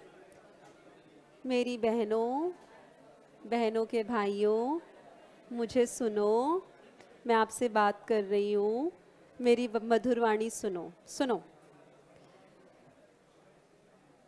हम ये जो माइनस चिपकाते हैं ना, ये जो माइनस चिपकाते हैं, ये सिर्फ प्राइस और क्वांटिटी का उल्टा रिश्ता दिखाता है। ये नंबर स्केल नहीं सिखा रही मैं आपको। जितना माइनस के इधर जाओगे ना, वैल्यू ना कम ज्यादा होती रहेगी, ये आपने वो सोच लगाई है। -2 इज ग्रेटर देन -4, ले बेटा इलास्टिक, तो ले बेटा -2.5 तुम्हारे भी नेगेटिव मार्किंग। समझेंगे बात को, समझेंगे बात को। इन दोनों में ज्यादा इलास्टिक कौन सा? बी। बी मतलब जब हम कंपैरिजन करते हैं ना दो प्रोडक्ट्स के बीच में, जब हम कंपैरिजन करते हैं ना बिटवीन टू प्रोडक्ट्स, कौन सा ज्यादा इलास्टिक कौन सा कम इलास्टिक, उस समय पे इग्नोर माइनस नेगेटिव साइन। और वैसे भी ये मैं ना भी लिखवाऊं ना, या बुक ना भी लिखे ना, तो भी इट इज ऑब्वियस क्या कि माइनस साइन तो सिर्फ प्राइस और क्वांटिटी का उल्टा रिश्ता जताता है। असली वैल्यू इलास्टिसिटी की तो 2 और 4 है ना, तो जितनी ज्यादा वैल्यू उतना वो इलास्टिक, यानी कि वो उतना ही प्राइस चेंजेस के को ज्यादा रिप्लाई कर रहा है। छुई मुई टाइप ऑफ डिमांड, जरा सा प्राइस में चेंज होता है तो वो ज्यादा चेंज हो जाती है। तो यहां पर जब भी, और ये सवाल आता है, जब भी आपको दो प्रोडक्ट्स में कंपैरिजन पूछा है, कौन सा ज्यादा इलास्टिक कौन सा कम इलास्टिक, उस समय पर इग्नोर माइनस साइन, क्योंकि माइनस साइन सिर्फ और सिर्फ डायरेक्शन बताता है प्राइस और क्वांटिटी की, क्योंकि वो उल्टी डायरेक्शन होता है इसलिए वो माइनस चिपकता है, और कोई रीजन नहीं है उसका। इलास्टिसिटी की अपनी वैल्यू तो दोस्त सॉल्व करके तो 2, 4, 6, 8.10 ऐसी ही आएगी ना। वो माइनस साइन क्या अभी तो सवाल करके आए हो, किसी कैलकुलेशन से आता था? नहीं आता था। वो तो कैलकुलेशन से नहीं भी आता था तो भी हम अपनी मर्जी से लगा देते थे, क्योंकि साइन, माइनस साइन प्राइस और डिमांड का उल्टा रिश्ता दिखाता है। इसका मतलब सॉल्व करके वैल्यू तो पॉजिटिव ही आती है ना। आप percentage change in demand upon percentage change in price करते हो, कहीं से नेगेटिव दिखता है? आता है कोई सॉल्यूशन करते हो? नहीं आता। वो तो हम लगाते हैं क्योंकि रिश्ता उल्टा है। आंसर तो एब्सोल्यूट टर्म्स में ही आता है ना। तो इसलिए अगर सवाल आए दोनों में से कौन सा ज्यादा इलास्टिक कम इलास्टिक, इग्नोर माइनस साइन। आपका आंसर जो है वो सिर्फ इन एब्सोल्यूट वैल्यूज के ऊपर बेस्ड जो है वो होना चाहिए। कहाँ लिखी है मैम ये बात? चलिए अब जरा बुक से हम पढ़ते हैं जो अभी तक हमने किया है, ध्यान देंगे। Elasticity of demand refers to the responsiveness of quantity demanded of a good to changes in one of the variables on which demand depends। क्या factors affecting demand में प्राइस एक फैक्टर था? क्या इनकम एक फैक्टर था? क्या related goods का price एक फैक्टर था? क्या एडवर्टीजमेंट का खर्चा एक फैक्टर था? मतलब अगर मेरी डिमांड चेंज हो रही है इनमें से किसी भी वेरिएबल के चेंज होने से, तो जैसी डिमांड हरकतें करेगी उस चीज को कहा जाएगा इलास्टिसिटी ऑफ डिमांड। अब अगर डिमांड पर असर देखना है प्राइस का तो प्राइस इलास्टिसिटी निकाल दो, इनकम का तो इनकम इलास्टिसिटी निकाल दो, रिलेटेड गुड्स का तो क्रॉस इलास्टिसिटी निकाल दो, एडवर्टीजमेंट का तो एडवर्टीजमेंट इलास्टिसिटी निकाल दो। पर मैंने अभी आपसे इन तीनों की बात नहीं की है, मैंने प्राइस की बात की है। मैंने आपको सिखाया कैसे निकलता है प्राइस इलास्टिसिटी। प्राइस इलास्टिसिटी दो, सिर्फ प्राइस इलास्टिसिटी की अभी मैं बात कर रही हूं, सिर्फ price elasticity of demand is always negative. इसने तो नेगेटिव होना ही होना है। इन चारों में से अगर हम बात करें ना तो प्राइस इलास्टिसिटी ने तो हमेशा ही नेगेटिव होना है, हमेशा हमेशा हमेशा। समझ में आती है ये बात? ठीक है। और अगर सवाल कह दे कैलकुलेट इलास्टिसिटी ऑफ डिमांड, आप कौन सी निकालोगे चारों में से? प्राइस ही निकालोगे। यही लिखा है, कह रहे हैं until and unless otherwise mentioned we talk of price elasticity। In other words, if it is price elasticity of demand which is usually referred to as elasticity of demand। और अगर मैं भी कहूँ ना बेटा elasticity of demand ना ये आ रहा है, ये वैल्यू है, तो आपको भी सवाल नहीं करना मैम कौन सी वाली इलास्टिसिटी की बात कर रहे हो, मैं प्राइस इलास्टिसिटी की ही बात कर रही हूँ। आ रही है बात समझ? ठीक है, आगे बढ़ते हैं। तो इलास्टिसिटी के केस में हमारे पास प्राइस इलास्टिसिटी होती है, क्रॉस इलास्टिसिटी होती है, इनकम इलास्टिसिटी होती है, एडवर्टीजमेंट इलास्टिसिटी होती है, और इलास्टिसिटी ऑफ सब्स्टिट्यूशन होता है, वो क्रॉस इलास्टिसिटी में ही हम देखेंगे। ठीक है, तो पहला प्राइस इलास्टिसिटी ऑफ डिमांड, यानी कि demand price elasticity of demand expresses responsiveness of quantity demanded with respect to changes in price। income elasticity होता तो responsiveness of change in demand due to change in income। अब क्योंकि income है तो फिर हम inferior और normal goods के ऊपर असर देखते। समझ में आती है बात? समझ में आती है। देखो जी, अब यहाँ पे क्या लिखा है कि जब आप प्राइस की बात कर रहे हो ना, given consumer income, taste, price of all other goods, ये गिवन है, इट मींस कांस्टेंट है, जो दिया है वो वही रहेगा, वो नहीं बदलेगा, कांस्टेंट है। आगे देखिए, ये मैंने आपके साथ फॉर्मूलेस की बात कर ली, नोट पर आएंगे। ये वही बात की है जो मैंने अभी आपको बताई है, समझाई है। क्या समझाया है? कह रहे हैं since price and quantity are inversely related, price elasticity is negative. और दोस्त सुनो, एक नई बात बता रही हूं, मतलब पढ़ी होगी ऑब्वियसली। इलास्टिसिटी की आत्मा कहां से कहां तक भटकती है? 0 से इंफिनिटी। 0 से varies from 0 to infinity. Minus infinity वो अगेन माइनस, वो दूसरी बात है कि वो साइन हमें लगाना है ऑलवेज। ये जरा हम चेक करेंगे, ये आज समय रहा तो ये बात भी आज ही चेक करवाऊंगी आपको। अभी के लिए बस इतना कि हमारी इलास्टिसिटी की जो वैल्यू रेंज करती है, इसकी आत्मा 0 से इंफिनिटी तक भटक सकती है। मैम आपने तो देखो ना अभी आंसर में -2 दिया था, फिर वही हरकतें करते हो भाई। माइनस तो सिर्फ साइन वैसे ही है ना, डायरेक्शन के लिए। वैल्यू तो 2 ही है ना, जो 0 और इंफिनिटी के बीच में ही तो आई है। मैम अगर मेरी वैल्यू आती है 0.2 तो बेटा 0 और इंफिनिटी तो है। मैम मेरी वैल्यू ना -0.5 आई थी, अब क्या करूं? फिर वही बात है तो वैल्यू 0 और इंफिनिटी के बीच में ना। अब वैल्यू कोई भी आए, माइनस तो चिपकेगा ही ना उसके साथ। यानी कि हमारी इलास्टिसिटी की आत्मा भटकेगी 0 से इंफिनिटी तक। सिर्फ माइनस चिपकता है उसके डायरेक्शन दिखाने के लिए, प्राइस और क्वांटिटी का रिश्ता उल्टा दिखाने के लिए, जताने के लिए। एंड में बेटा बातें बंद करो, बिल्कुल एंड में भैया आपके साथ बातें बंद करो।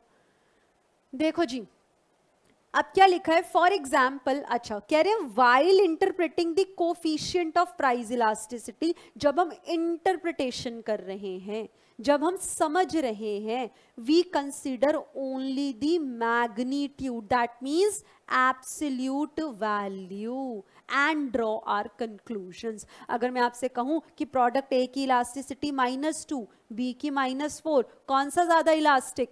बी। कैसे जवाब दिया? माइनस साइन को इग्नोर करके। अगर कंसीडर करते तो पहले वाला आंसर होता ना जो आपने दिया था, मैम ए ज्यादा इलास्टिक। माइनस इग्नोर करके ही तो ऑप्शन बी आपका बनेगा। यही लिखा है, कह रहे हैं for example we get elasticity of product A and B as 2 and 4, तो मतलब इलास्टिसिटी होगी -2 and -4, पर हम माइनस को कंसिडर नहीं कर रहे, showing that B is more elastic. कह रहे had we considered the minus sign, अगर मैंने माइनस साइन को कंसिडर किया होता फिर वो आप वाला जवाब, ma'am A is more elastic, -2 is greater than -4, गलत हैं आप। समझ में आई? कह रहे had we considered minus sign we would have concluded that the demand for A is more elastic, जबकि ऐसा नहीं है। जब भी कंपैरिजन करना है दो प्रोडक्ट्स की इलास्टिसिटी के बीच में माइनस साइन को इग्नोर करना है, एब्सोल्यूट वैल्यू मैग्नीट्यूड को कंसिडर करना है। चलिएगा देखेंगे अब हम आपके साथ ना इन डिग्रीज की बात करते हैं।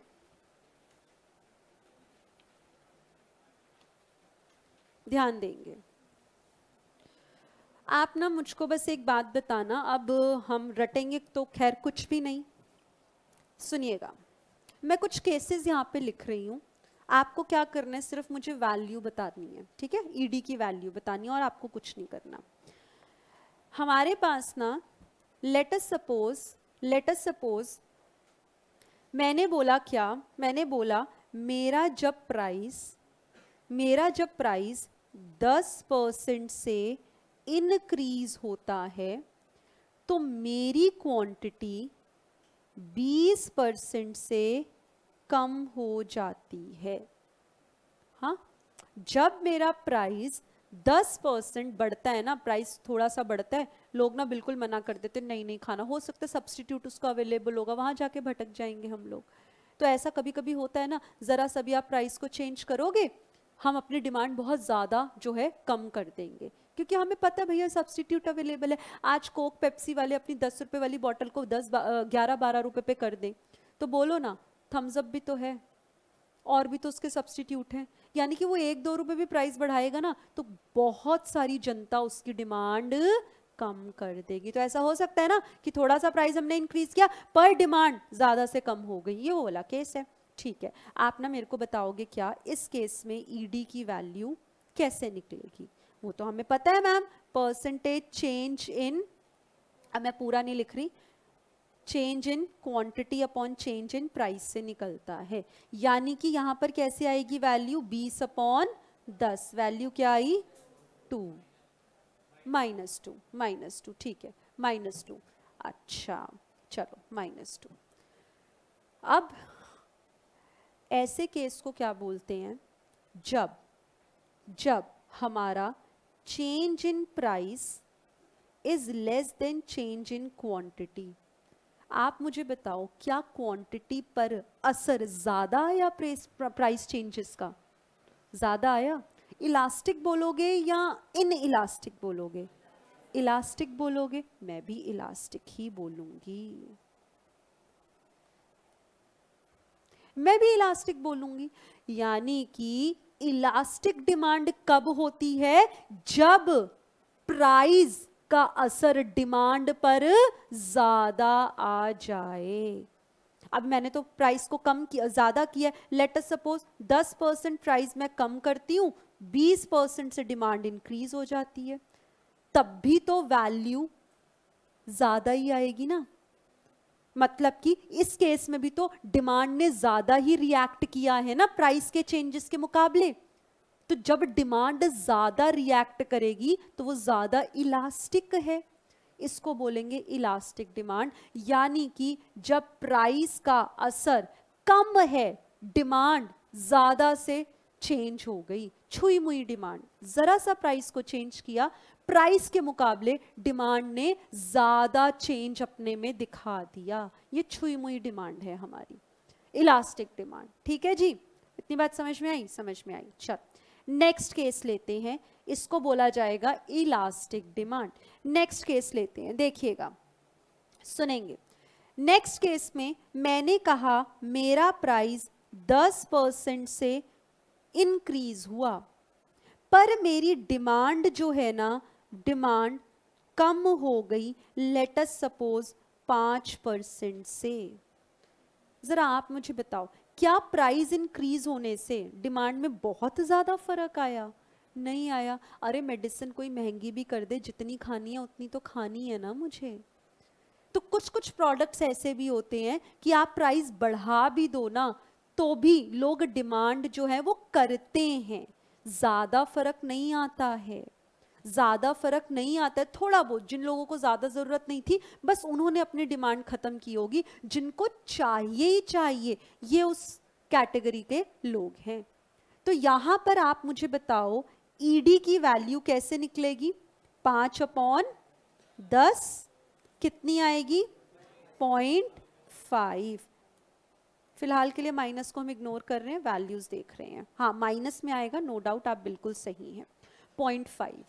ठीक है, क्या ये बात सही है कि इस केस में प्राइस ज्यादा चेंज हो रहा है विद रिस्पेक्ट टू क्वांटिटी?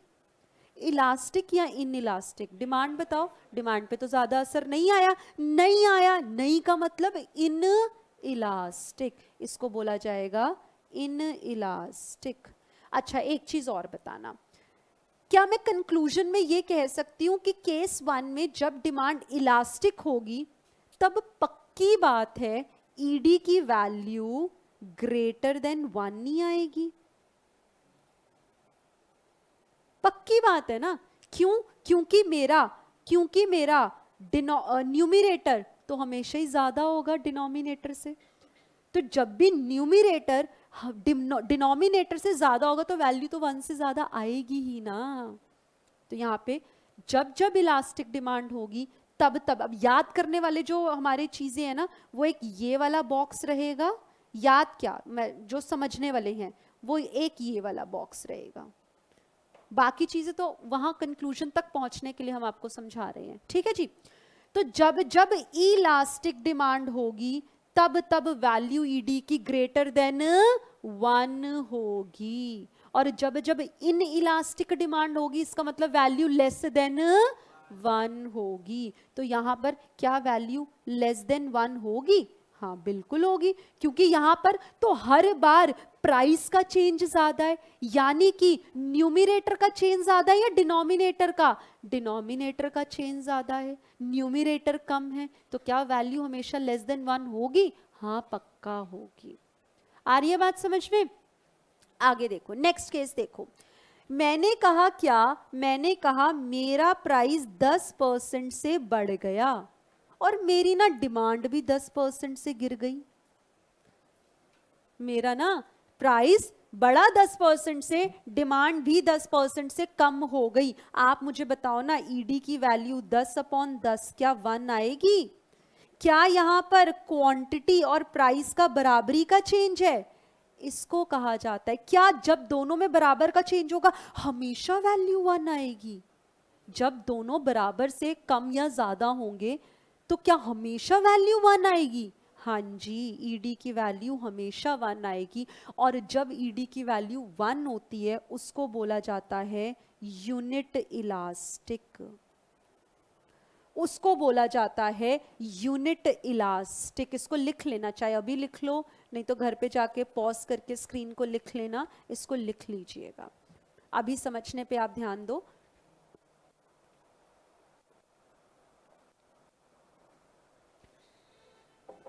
चलो जी आगे बढ़ो, सुनिएगा।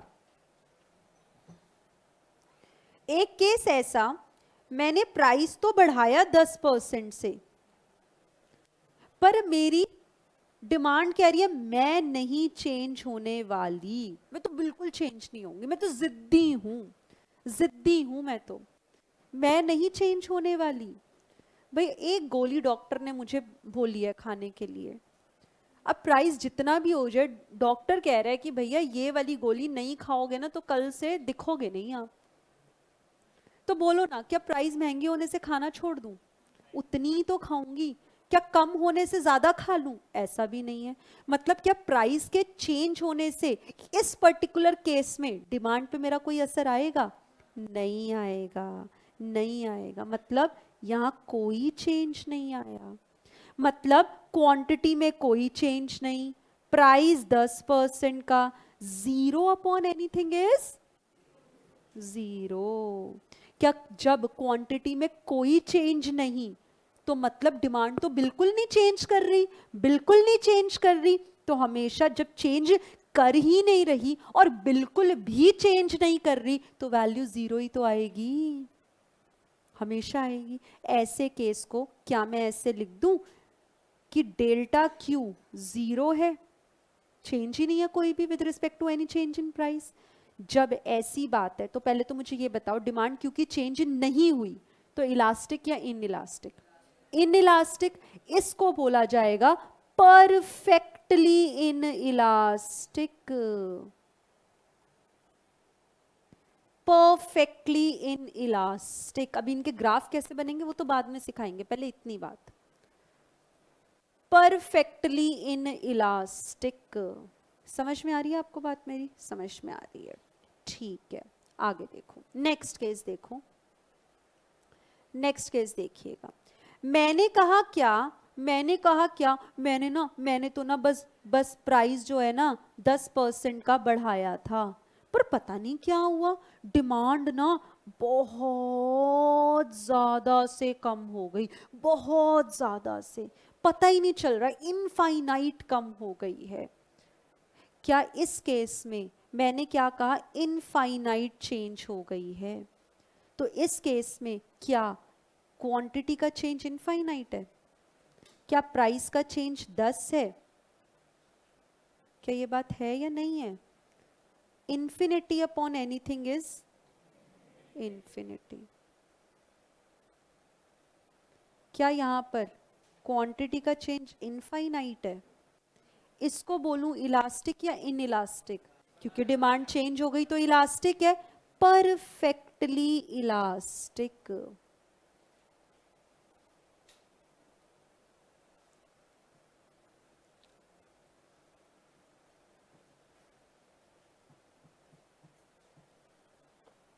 आपको ये बात समझ में आई है सारी? इसको आपको लिखना है और मैं अब आपको करवा रही हूँ रिवाइज हमने क्या पढ़ा है।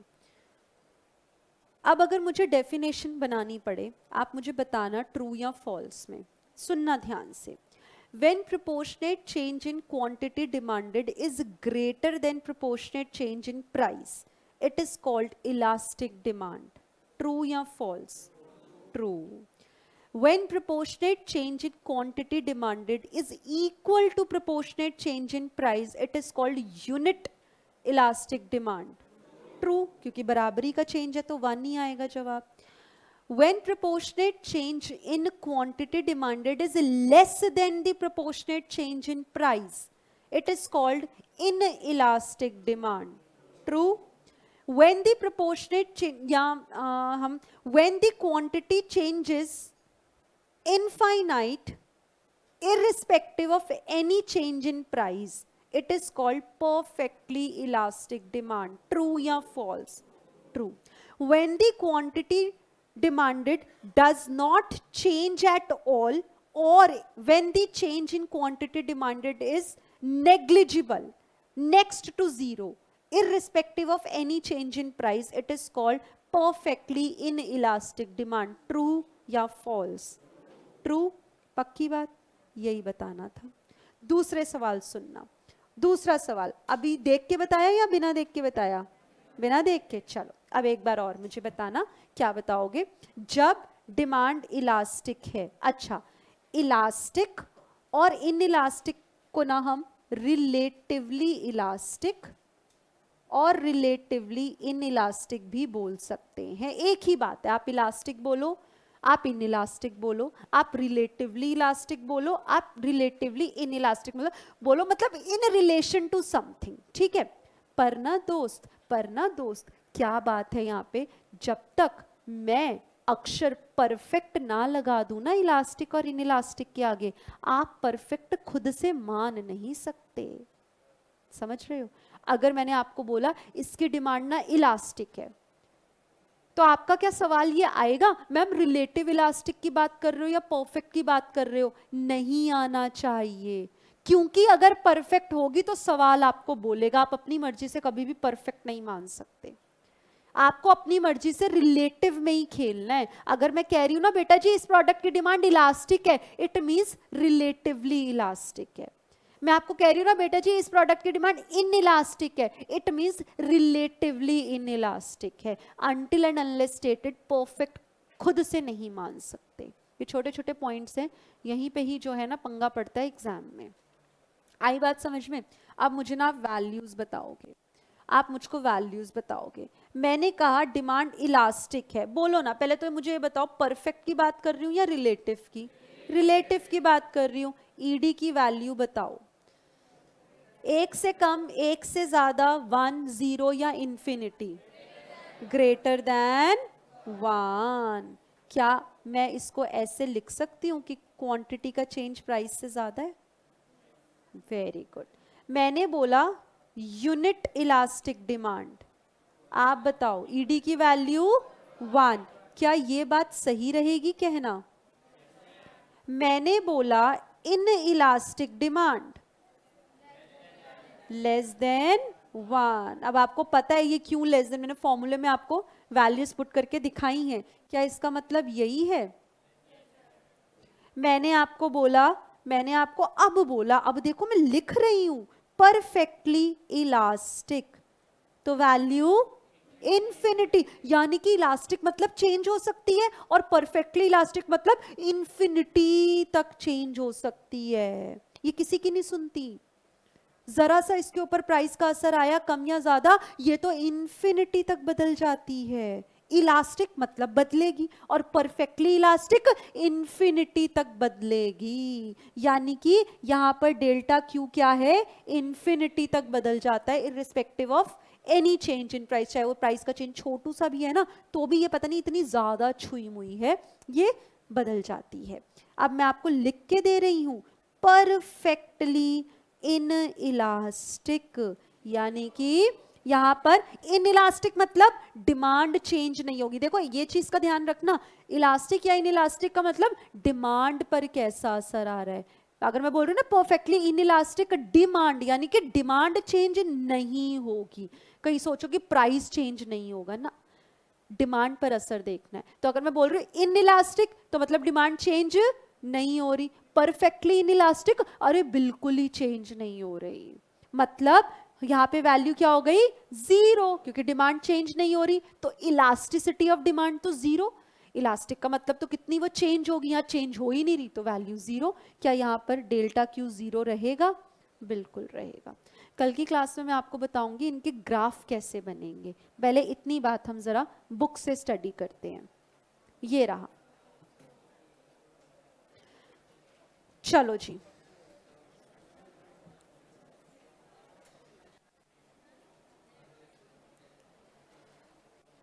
देखिएगा। तो बुक में उतना कुछ नहीं है जितना मैंने आपको यहाँ पर बताया, समझाया सारी चीजें, तो ये आप नोट कर लेना, आपको काम आएगा। चलो आइएगा, interpretation of values of price elasticity. ध्यान देंगे यहाँ पर। आप मुझे बताना, आप मुझे बताओगे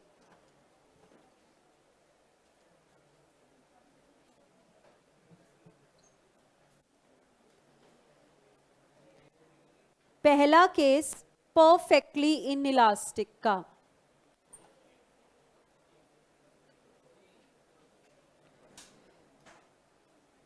पहला केस परफेक्टली इनइलास्टिक। पहले तो ये बताओ इनइलास्टिक का मतलब डिमांड चेंज होगी या नहीं होगी? क्या बिल्कुल ही चेंज नहीं होगी?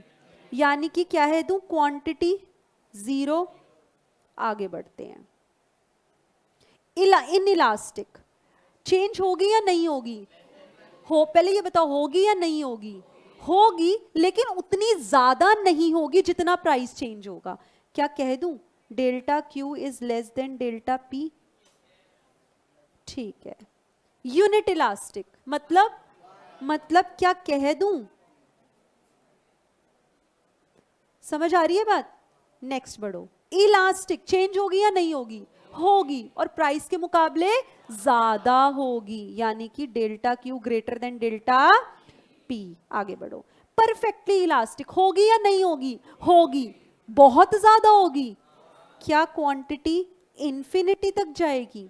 चलो अगली बात चेक करते हैं। ये तो हमने क्वांटिटी और उसकी बात करी, अब वैल्यूज की बात करते हैं। यहां बताओ ईडी की वैल्यू जीरो, यहां इनइलास्टिक में ईडी की वैल्यू लेस देन वन, क्योंकि क्वांटिटी हम इलास्टिसिटी कैसे निकालते हैं, delta Q upon delta P. यहां पर तो क्यू की वैल्यू कम है, पी की वैल्यू ज्यादा है, तो कम अपॉन ज्यादा इज लेस देन वन। आगे देखो, यूनिट इलास्टिक में ईडी की वैल्यू वन होगी।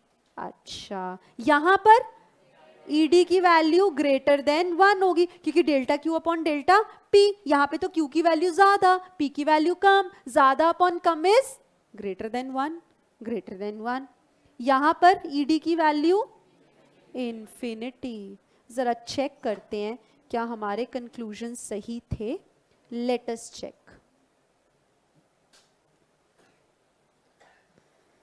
क्या मेरे दोस्त आपने भी यही कहा था जीरो वैल्यू होगी ईडी की?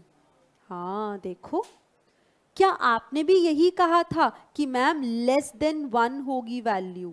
हाँ। क्या आपने भी कहा था वन होगी? बिल्कुल। क्या आपने भी कहा था ग्रेटर देन वन होगी? बिल्कुल। क्या आपने भी कहा था इंफिनिटी होगी? बिल्कुल। अब ये जरा राइट वाला डब्बा देख लेते हैं, आइएगा। क्या quantity demanded does not change? क्या आपने भी डेल्टा क्यू को जीरो माना था? Quantity demanded changes by smaller percentage, यानी कि क्वांटिटी का चेंज कम है प्राइस से। क्या आपने भी यही लिखा था? Quantity demanded changes exactly the same. क्या इन्होंने भी यही लिखा है जो आपने लिखा है? आगे देखो, quantity demanded changes by larger percentage, यही मतलब हुआ। क्या हमने भी यही लिखा है? आगे देखो, कह रहे हैं for any small change in price quantity varies by large amount, यानी कि डेल्टा क्यू कैसा है, इंफिनिटी है। आपको समझ में आ रही है? रटिएगा नहीं कुछ भी। अब आपको क्या ये बात समझ में और आ रही है? कोई भी देखो, ये पांच आपको दिख रही है एक साथ, क्या आप मानते हो मेरी बात कि इलास्टिसिटी की आत्मा भटक रही है 0 से इंफिनिटी के बीच में? समझ में आ रहा है? चलो अभी है मेरे पास 2 मिनट, तुम लोग ऐसे मुझे निगाहों से नहीं देखो। देखो मतलब सुनो प्लीज, सुनो सुनो, 0 से इंफिनिटी के बीच में आत्मा भटकेगी किसकी? इलास्टिसिटी ऑफ डिमांड की। चलो इनकी आत्मा को भटकाते हैं, अलग अलग वैल्यूज देते हैं। अगर वैल्यू 0 है तो क्या बोलोगे? Perfectly in elastic. अगर वैल्यू इंफिनिटी है क्या बोलोगे? Perfectly elastic. अगर वैल्यू 1 है तो क्या बोलोगे? Unit elastic. अरे मेरे लाल, 0 से ज्यादा 1 से कम क्या बोलोगे? इन इलास्टिक या रिलेटिवली इन इलास्टिक? अरे दोस्त, 1 से ज्यादा इंफिनिटी से कम क्या बोलोगे? इलास्टिक या रिलेटिवली इलास्टिक। आ रही है समझ? आई बात? पक्की बात? श्योर? अब ना जरा बुक में एक अक्षर लिखा था, छोड़ूंगी नहीं है तुम लोगों को। अब देखो क्या लिखा है?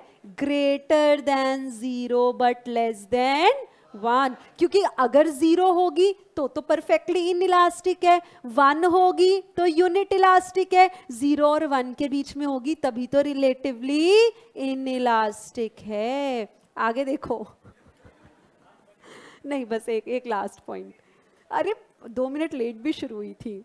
Greater than 1 less than infinity, मतलब 1 है तो यूनिट इलास्टिक है, इंफिनिटी है तो परफेक्टली इलास्टिक है, इन दोनों के बीच में है तो इलास्टिक, रिलेटिवली इलास्टिक है। क्या समझ में आया? घर जाके बना लेना इसको, ठीक है? चलो जाओ, आज के लिए इस बार इतना ही। Thank you so much, all the best. ओम नमः शिवाय।